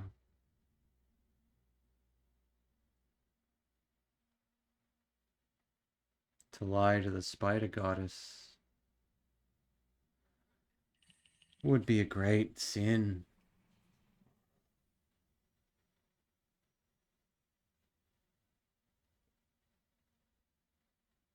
Why would you have me kill him? I speak back to her in Elvish, following her change of tongue. She's hungry.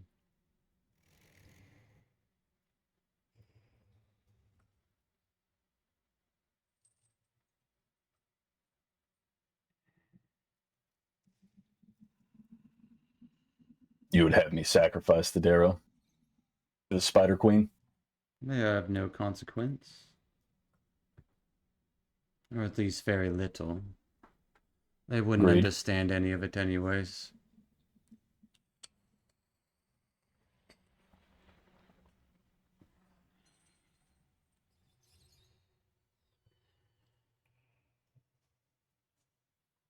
If that's your wish, priestess, I do agree it shouldn't be now. Better yet.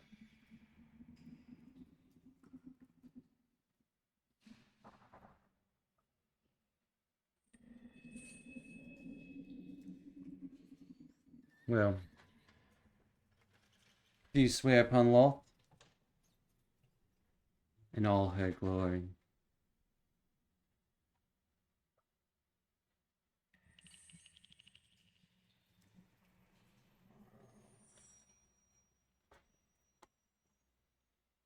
If that is your wish.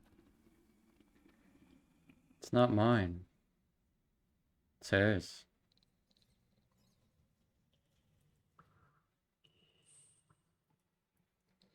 She'll take the dagger back.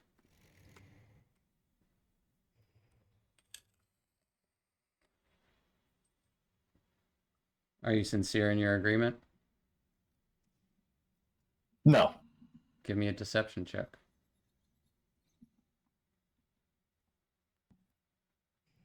I'm really missing Referin right about now. Four.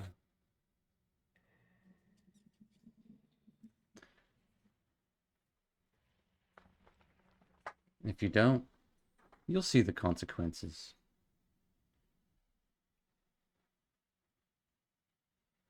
As Bupido kind of brings over a plate of cut up fruit-like substance.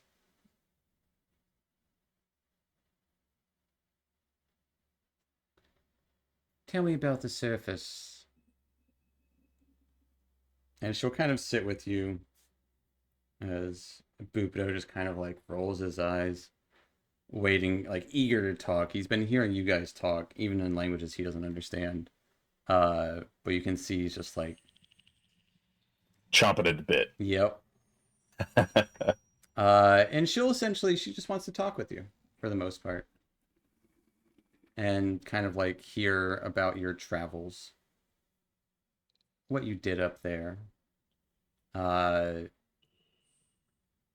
Not really fishing for anything in particular, just kind of seeing what you tell her.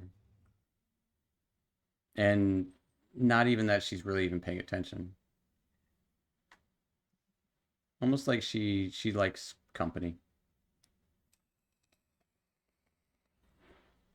But as your time draws on and she's just listening, giving you permission to speak the whole time, a couple hours pass and a knock would come at the door. Jolanne? Yes, Sasha. Come in. And you would see the scarred drow enter. You wish to see me? I did. Well, Shaw's busy these days with the mistress. Did I ever apologize for my brother? She kind of shakes her head. No, you didn't, Asha. No apologies necessary. She takes who she wants. Well, if only there was something to be done about that. It's a real shame. I hate to see such a graceful warrior be brought low over a simple scar.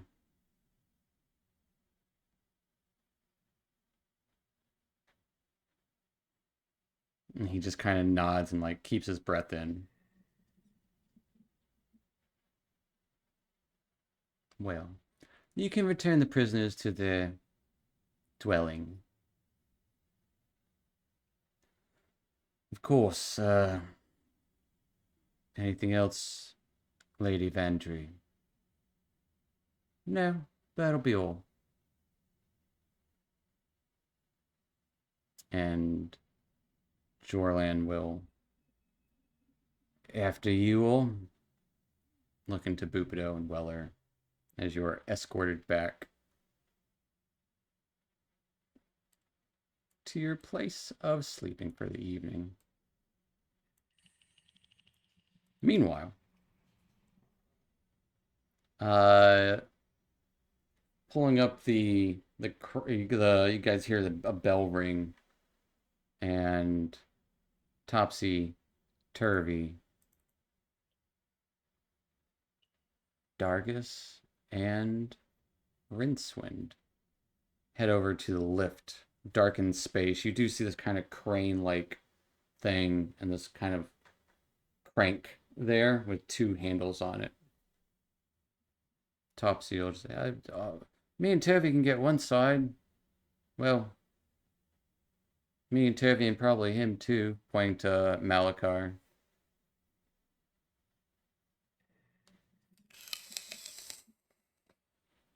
As they approach the lift there, the crane.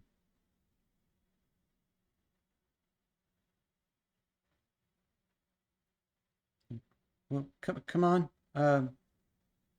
We don't want to get in trouble. And the drow will be like, yeah, hurry up. Yeah, and I'll start grabbing a lever. Rincewind jumps off the cliff.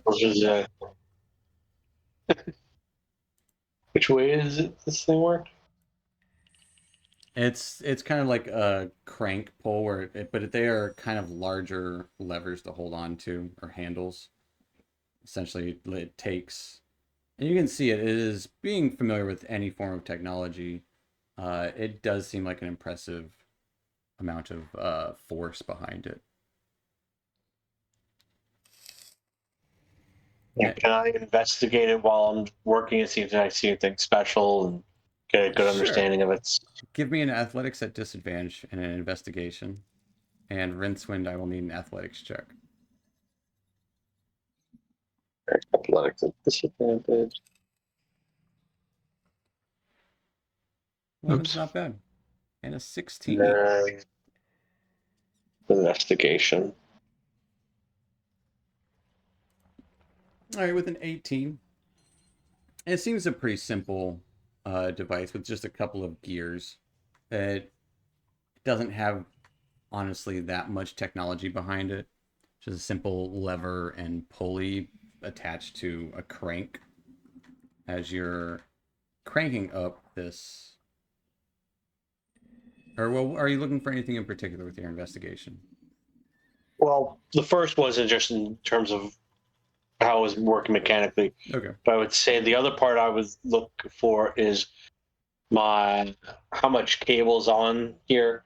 So I have an idea of how Am I pulling up or am I pulling down? Pulling up. Like somebody yeah. coming. Yeah, someone So it's someone coming- someone rang a bell How down deep? below. How much? So yeah, how far down is this thing? You would wager Going. about 100 feet down. As you pull up, and there are 2 full-size Quaggoths on the lift waiting to be taken up. Seem to be carrying sacks as well. And it does take a while, even with all 4 of you guys. It takes a good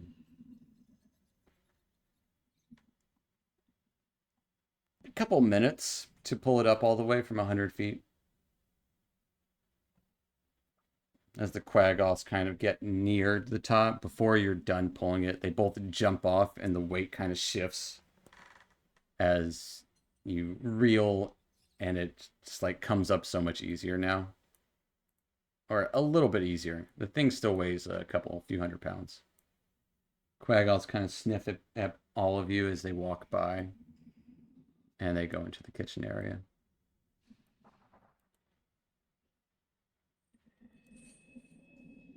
Oh, they're the drow watching you all. All right, leave it up. Put in, and there is like a lock on it, so you can lock it in the up position. Probably need it later.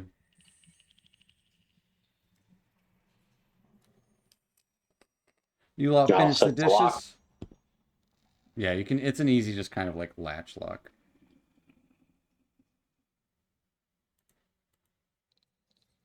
Yeah, should be all done. All right, well, going back to your cells now.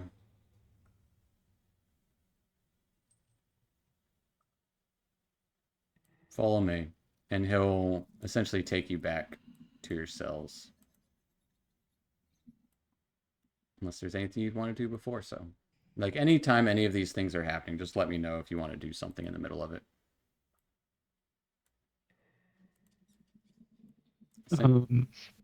Yeah, I'm pretty sure I'm just going back.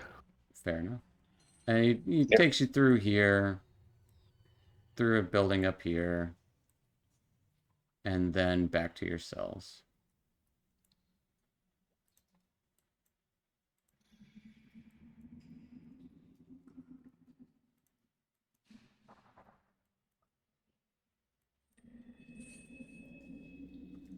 All right. You lot fucking, we'll see you in the morning. Locks the door, comes in, or like leaves. And at the same time, would be when Josh, your character, and Bupido come back with Jorlin behind you all. And the other guard kind of giving a nod. Jorlan kind of comes in, inspects the digging. Not half bad for a bunch of ingrates. And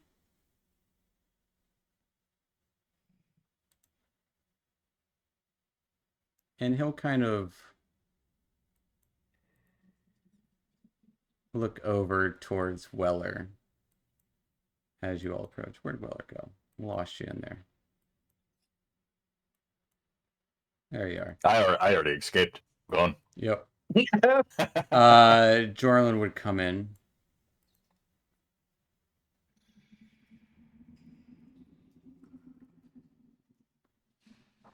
Hey. Benep. Hmm. A word.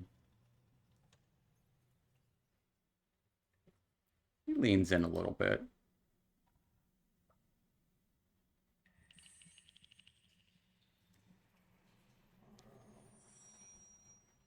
If I could give you the means to escape from me, would you take it?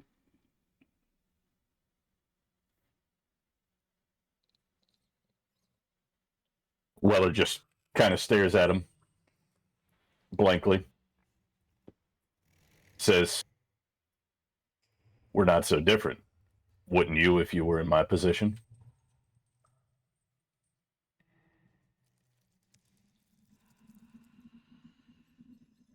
That wasn't the question. I asked you a straight question. I'd like a straight answer. We're not getting into semantics about this. You know what you've done.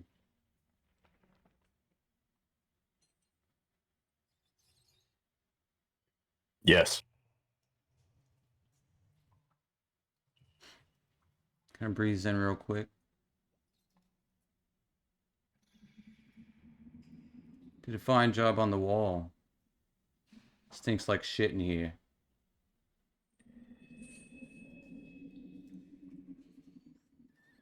Yeah, you lot fucking keep it down tonight. Don't want to hear shit. He talks a little louder at this point. Gives a knowing look to Weller as he walks out the door. And to the keen eye, which would not be Weller's. Any of you have good passive perception? Ah, yes. Rincewind. And, yeah, Rincewind. You'd be the only one to notice. But I would say that Weller would notice because of the conversation just had. Jorlan doesn't lock the door.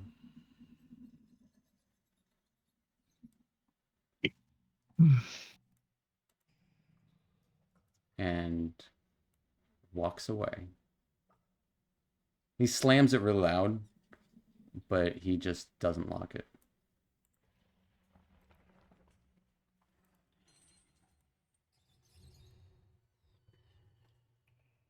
I'll look over at Weller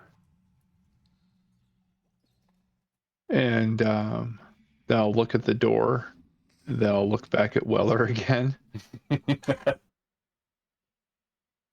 And then I guess I'll look back across the rest of the room to see if anybody else noticed this thing. It looked like...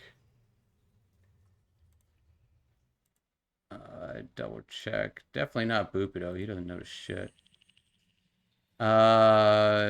Topsy noticed, for sure. Not that you guys are in this exact arrangement, but you guys are just in the room in some fashion. Okay. And we'll say with your guys' everyone besides Rincewind, give me a intelligence check. Intelligence. It's a memory check. 4, 9, a 7. Dang. Not good at memory. Weller with the nat 20 though. With your few days you've been here, you know they've almost always had a guard at the door. Like they don't leave that unattended for very long. But it seems, yeah, that's what you would know.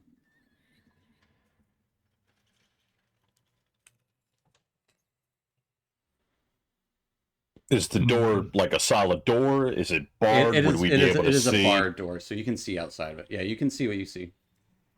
So I could see that there's not a guard, at least currently. Mm-hmm.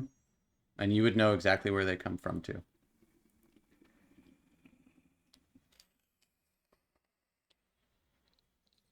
I mean,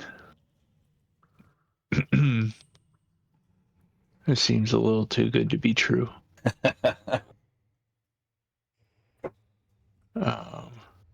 Let's send the little mushroom out there. Hey.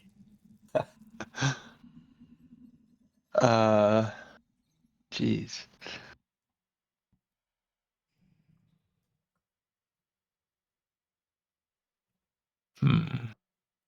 Weller would having seen Rincewind looking at him and looking at the door, understand that he probably observed the same thing. I'm going to walk over to Rincewind and be a little bit more welcoming than I was previously, but just say newcomer and kind of nod to him, and then throw a look over the shoulder, gesturing to the door, trying to be a little secretive about it, not trying to fully give it away to everyone. Give me a stealth check. Stealth check.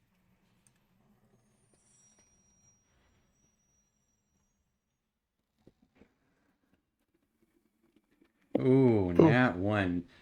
Thinking you're cool and discreet. Grand gesture. Easy come, And, easy yeah, go. you're like, hey, over here. Let me talk to you about something. Yeah. Whispers start to kind of erupt around the room. While they're talking, I'm just going to go and be looking out the door anyway. And, holy shit, guys! I think this door's open. Wait, it just You suddenly lean on open? it. Yeah, Right. it's just look at this. And Jim Jar This will thing's say, fucking open. hey, quiet it down. You want this to work or not? It might be open, but gotta think this through, right? We gotta think this through, but I don't think we got a very big window here. They come from the bridge, right? Ront will say, well, think you through the door. If they come from the bridge, we can destroy the bridge. You got anything to destroy the bridge with? Kind of think we might need that bridge to go across it. I mean, I got magic to destroy it if we really need to. But there has to be a way out other than that bridge. Well, there's more than one. And One bridge. those of you that have been through that room, that's the way that you guys go, except for to the Quaggoth caves. Each time you've been there's been at least 2 drow in there. It's kind of like a break room, is what it looks like. / light armory. So yeah, we can destroy the bridge, prevent them from coming here, and then we all get out. Go further down, find a place further down, I guess, or up.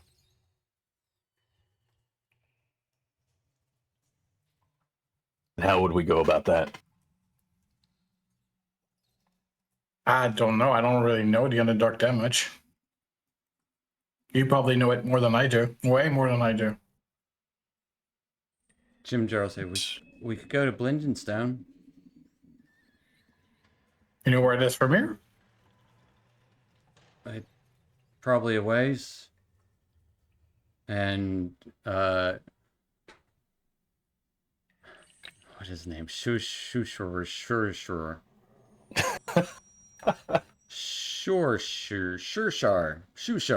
Who's your sister sauce? Shushar, the Awakened.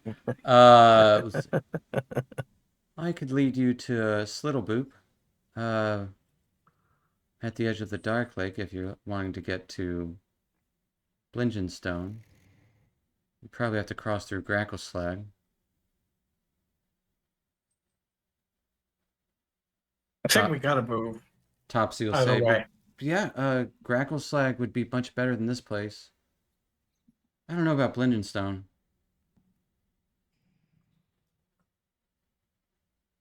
Whatever we do, we can't argue. We have to move.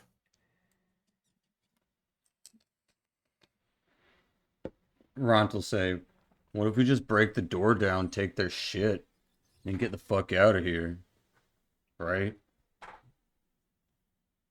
I don't even think they lock those doors. They just lock these cages. Just go in, find a sword, stab them all,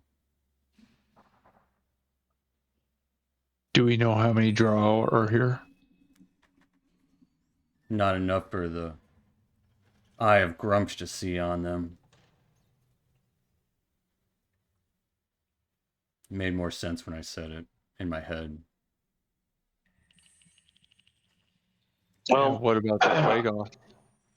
I'm not sure Say the whole. Well, sorry, go ahead. What about me? I've told you, I am not a Quagoth. I am a prince from the High Forest. Not you, Your Highness. I'm talking about the other Quagoth that are Oh, floating around this I place. appreciate that.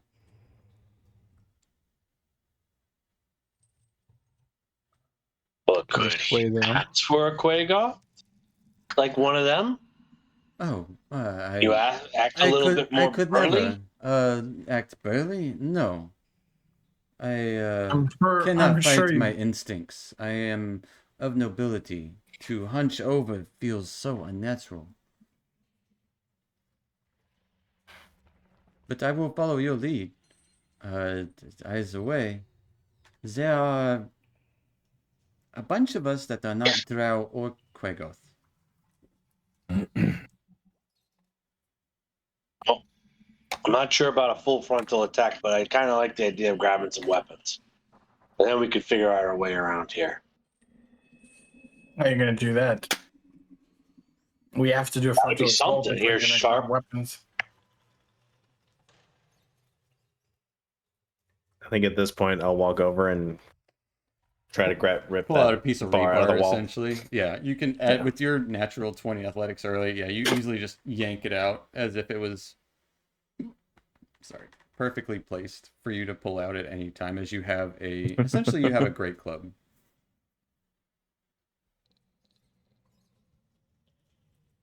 That looks like a good start. Hey, should give it to Ron. I don't think so, big guy. Oh, but we're gonna find you an even bigger club. There's gonna be one out there. We're gonna find it. And as you kind of say that, Turvy just kind of like opens the gate a little bit and just squeezes right through. Peers over.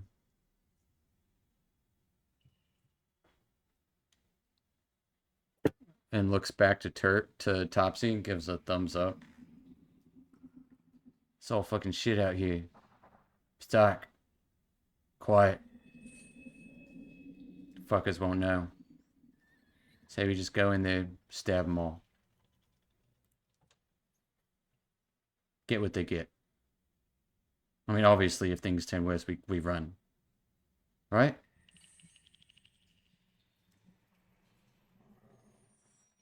Topsy will say, maybe.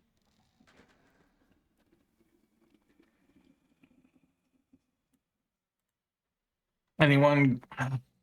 I could try to deceive them, but I don't think that's going to work.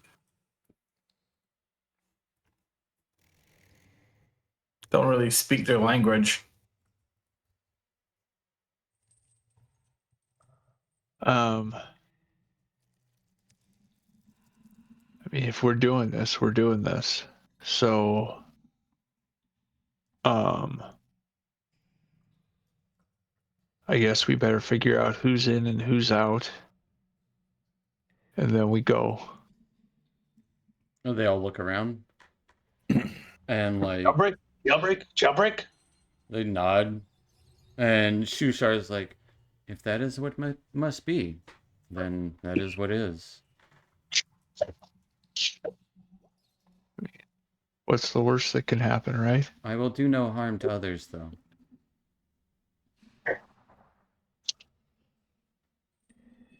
Then Just stay sleep. out of the way. It's a valuable contribution. If it is what is, then it's what also Maybe will just be. look. Maybe just look out for other ones coming. I can use my eyes, yes. That will do no harm to anyone. Eldith kind of steps up. So, we charging across to the guard post?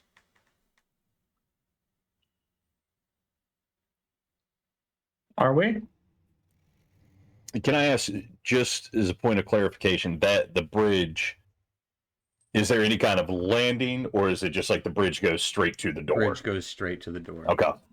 In the side of that stalactite hanging down. Very much like that picture that I showed you near the Okay. beginning.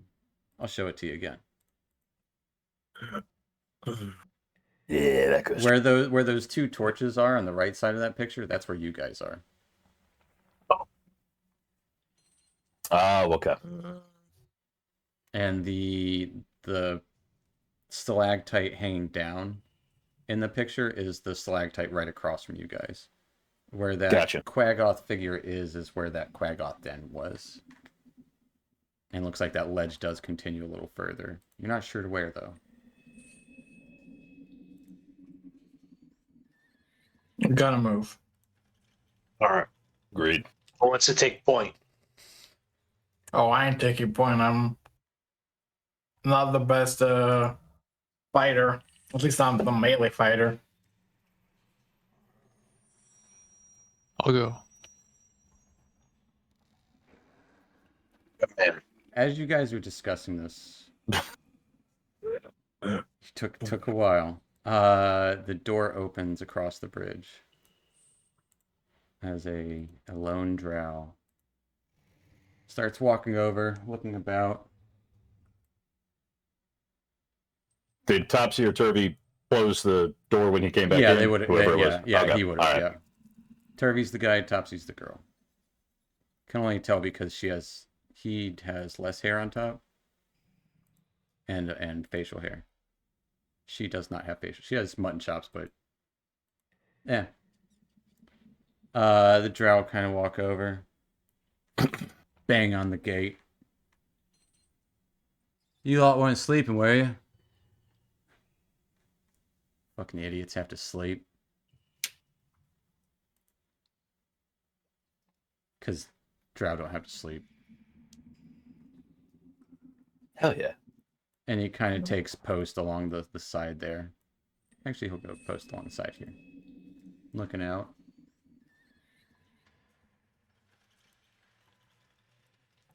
Topsy and Turvy immediately run to the back of the crowd.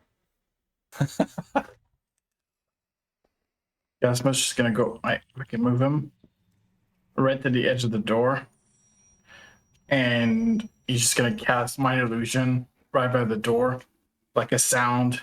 As you try to cast something, it doesn't work.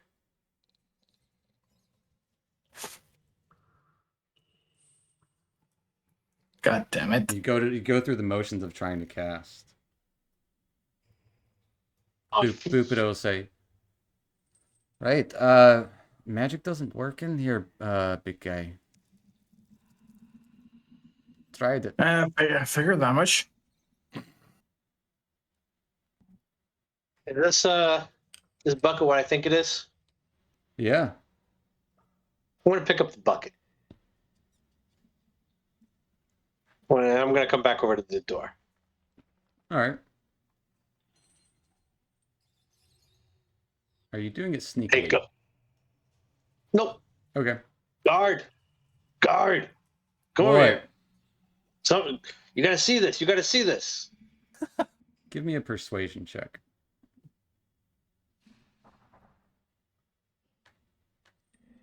Not doing well on this. Shut the fuck up. I don't care if one of you guys is dying in there. Just fucking stay put. Shut up. Or you get a blade to the throat. Well, actually, You ain't got the balls. we're not. Hmm. Not to say they weren't allowed to kill us. But... Oh, but then you say you don't have the balls.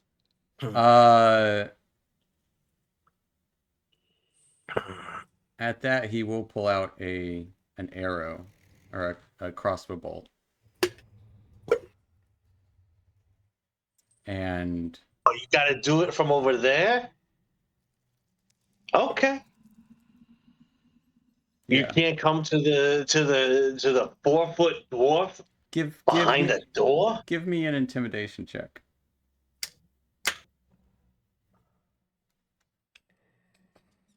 15. As he starts to pull out his hand crossbow. All right. And he does step up to the door, going in for a stab. As soon as he gets to me, I am taking that bucket and I am flinging So we're gonna roll. and casting. We're gonna roll initiative. Oh, somebody catch him by surprise on that. If it wasn't you, it's going to be me charging the door. So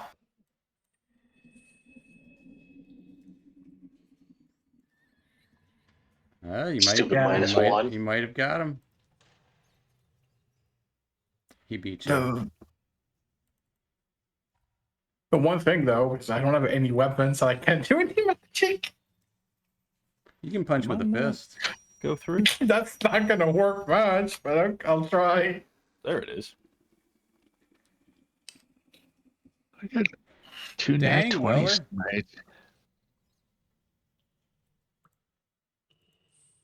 So as he approaches the door, Weller, you are up first. I'm charging at the door, shoulder to the door, trying to like swing the door open Yeah, because it opened and out. hit him with it. Give me an athletic. So are you trying to hit him or push him? I'm trying to. I want the door to connect and do some damage, so I'm trying to hit him with it. All right. Roll me a d20 and add your strength. Oh,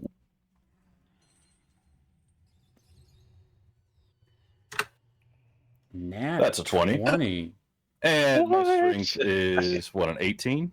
4? So nat 20. String. Roll me 2d4 Yep. plus 4. As you deal 9 points of damage to him. The door flings open. I'll say for purposes, Dargus can either move back or Weller, you got to move out. So Weller, you can move up here if you want. I'll get out of his way. Linebacker drill, just run you over. As the door flings open, Drow gets hit in the side. The fuck?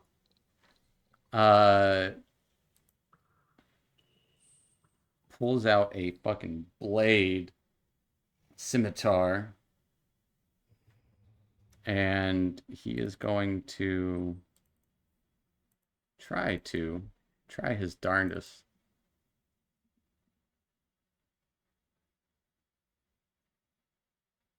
Stab you with his crossbow bolt. Okay. Getting He it pulled out a scimitar, but then tried to stab as you with a crossbow he bolt. kind of like hold himself back for a second. Gets a 22 to hit. Jesus. As you take 5 points of piercing damage, and I need a Constitution saving throw.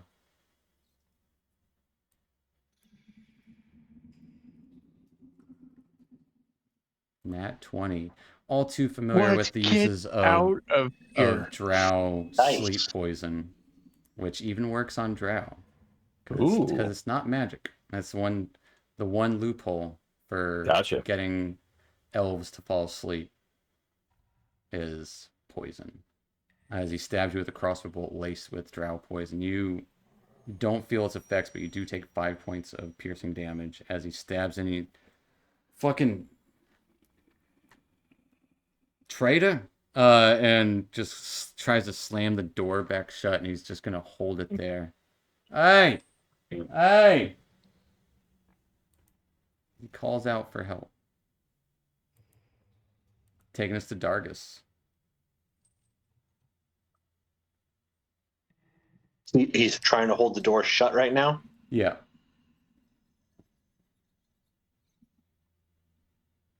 All right. I am going to and grab right back to Weller's spot if I can. So I'm in front of the door instead. So All right, well. So I allowed it once, but Oh. like the switching positions can't happen technically. But I figured thematically if he was charging the door. Yeah, move out of it. Okay, I get you. All right.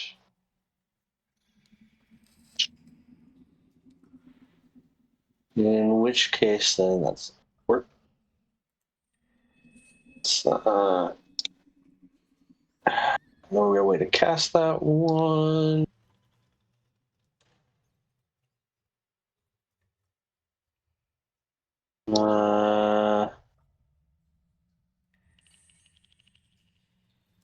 We're not gonna do a lot of damage. Would it cost him his action if he was trying to like reinforce me, or would it just be movement, What do you mean, like to like hold you? or like to push me so that we're up against this guy trying to hold the door shut? Oh, the brotherly shove. Yeah, just have like a strength Shove off. him into the door as you're shoving the door. I mean, I Good would say dog he pile, could give the help action. Yeah. Yeah, I'll do that. I don't have great strength or anything like that, but yeah. All right. I'll take us to Malakar. All right. Wait, can we just like acknowledge those 3 nat 20s in a row here for a No, minute? no. We don't It acknowledge it. happened in my game last night with a player too. Really? Yep. We move on. Wow. We move on, Chad. Shh. Okay, fine. I just want to say, damn. Yeah. I appreciate you. Is there any kind of way that I could maneuver around to be able to hit him through the door with this bar I have? I would say no. You could possibly throw it, but it would be a disadvantage because it's not ideal for throwing, and you're throwing it through the bars. Right, yeah, I don't want to do that. I don't want to give up the one weapon I have on a whim. Uh-huh. You can hold your action. There are rocks around too. If you want to throw a rock. Just throwing that out there. Does Dargus doing the help action with me, what is the resolution to that? You get advantage on your next athletics check. Gotcha. Okay. Am I able to maneuver here? Yeah. I'd like to do that. And hold an action to where if I get a clean shot at him to take a swing. All right. Fair enough. I'll take us to Rincewind with Moon Elf on deck. I didn't change your token for the name on this map. That's fine. Yeah, I am going to hold the dash action just in case that gate comes forward. All right. And I can get through. As soon as the gate opens, you're dashing. Yep. All right. Taking us to Moon Elf. Or Not much I can do. So he's Gasmo's gonna pick a rock and try to throw it at the all at the right. draw. Roll me a d20 and give me either your dexterity or a strength check. 20, Nice. That will hit him. 18, and dexterity check. Is it? No. So it's either plus your dexterity or strength when you throw it. 3. But you don't have your proficiency bonus because it is a not a real weapon. So roll me a d4. Throwing a rock. As it knocks him out cold. Nice. Falls to the ground. Oh, This... Go we on. probably should go. You still have Before they movement find in your out. turn, or I guess if everyone wants to go now. With this drow unconscious. Being hit in the head with a rock as elven tiefling launches it through the door. And the door does fly open as Rincewind would run out at that point. And you do have your, if you wanted to go ahead and move out, Rincewind at that point. But moving through people does take an extra 5 feet, so you could just get to the outside essentially. Okay. But Cosmos, anything else for your turn? You still have more movement if you want. Same things apply. Yeah, just gonna go out. Like, gonna go right. Hey, can I move? No, Yeah. I can move it outside. Yeah. It's not letting me. It's not letting me drag it to outside. Oh, I'm sorry. There you go. I'm gonna be right. Yeah, It's open. right there. Right outside. As you run outside, You could be on And- top of my token. we'll hop out of initiative here. We're gonna keep this initiative next time if something happens. Or you know what? No, we can. Would you guys rather keep it for this like instance if you need it, or would you rather roll every time? So what you're saying is we're going to be fighting more. I'm saying there's a chance. There's a chance. So you're saying there's a chance. Yeah. I mean, I'm okay with it. That's I'm pretty good with it. typical Yeah. for my rules. Fair enough. It's not for mine, which is why I want to hold on. So we can hop out of the initiative here, as the rest of the prisoners kind of like waiting for some sort of organization. Looks like everyone's just going for a free for all, running out, but it is a narrow ledge, and that is where we will end tonight with the start of an attempted prison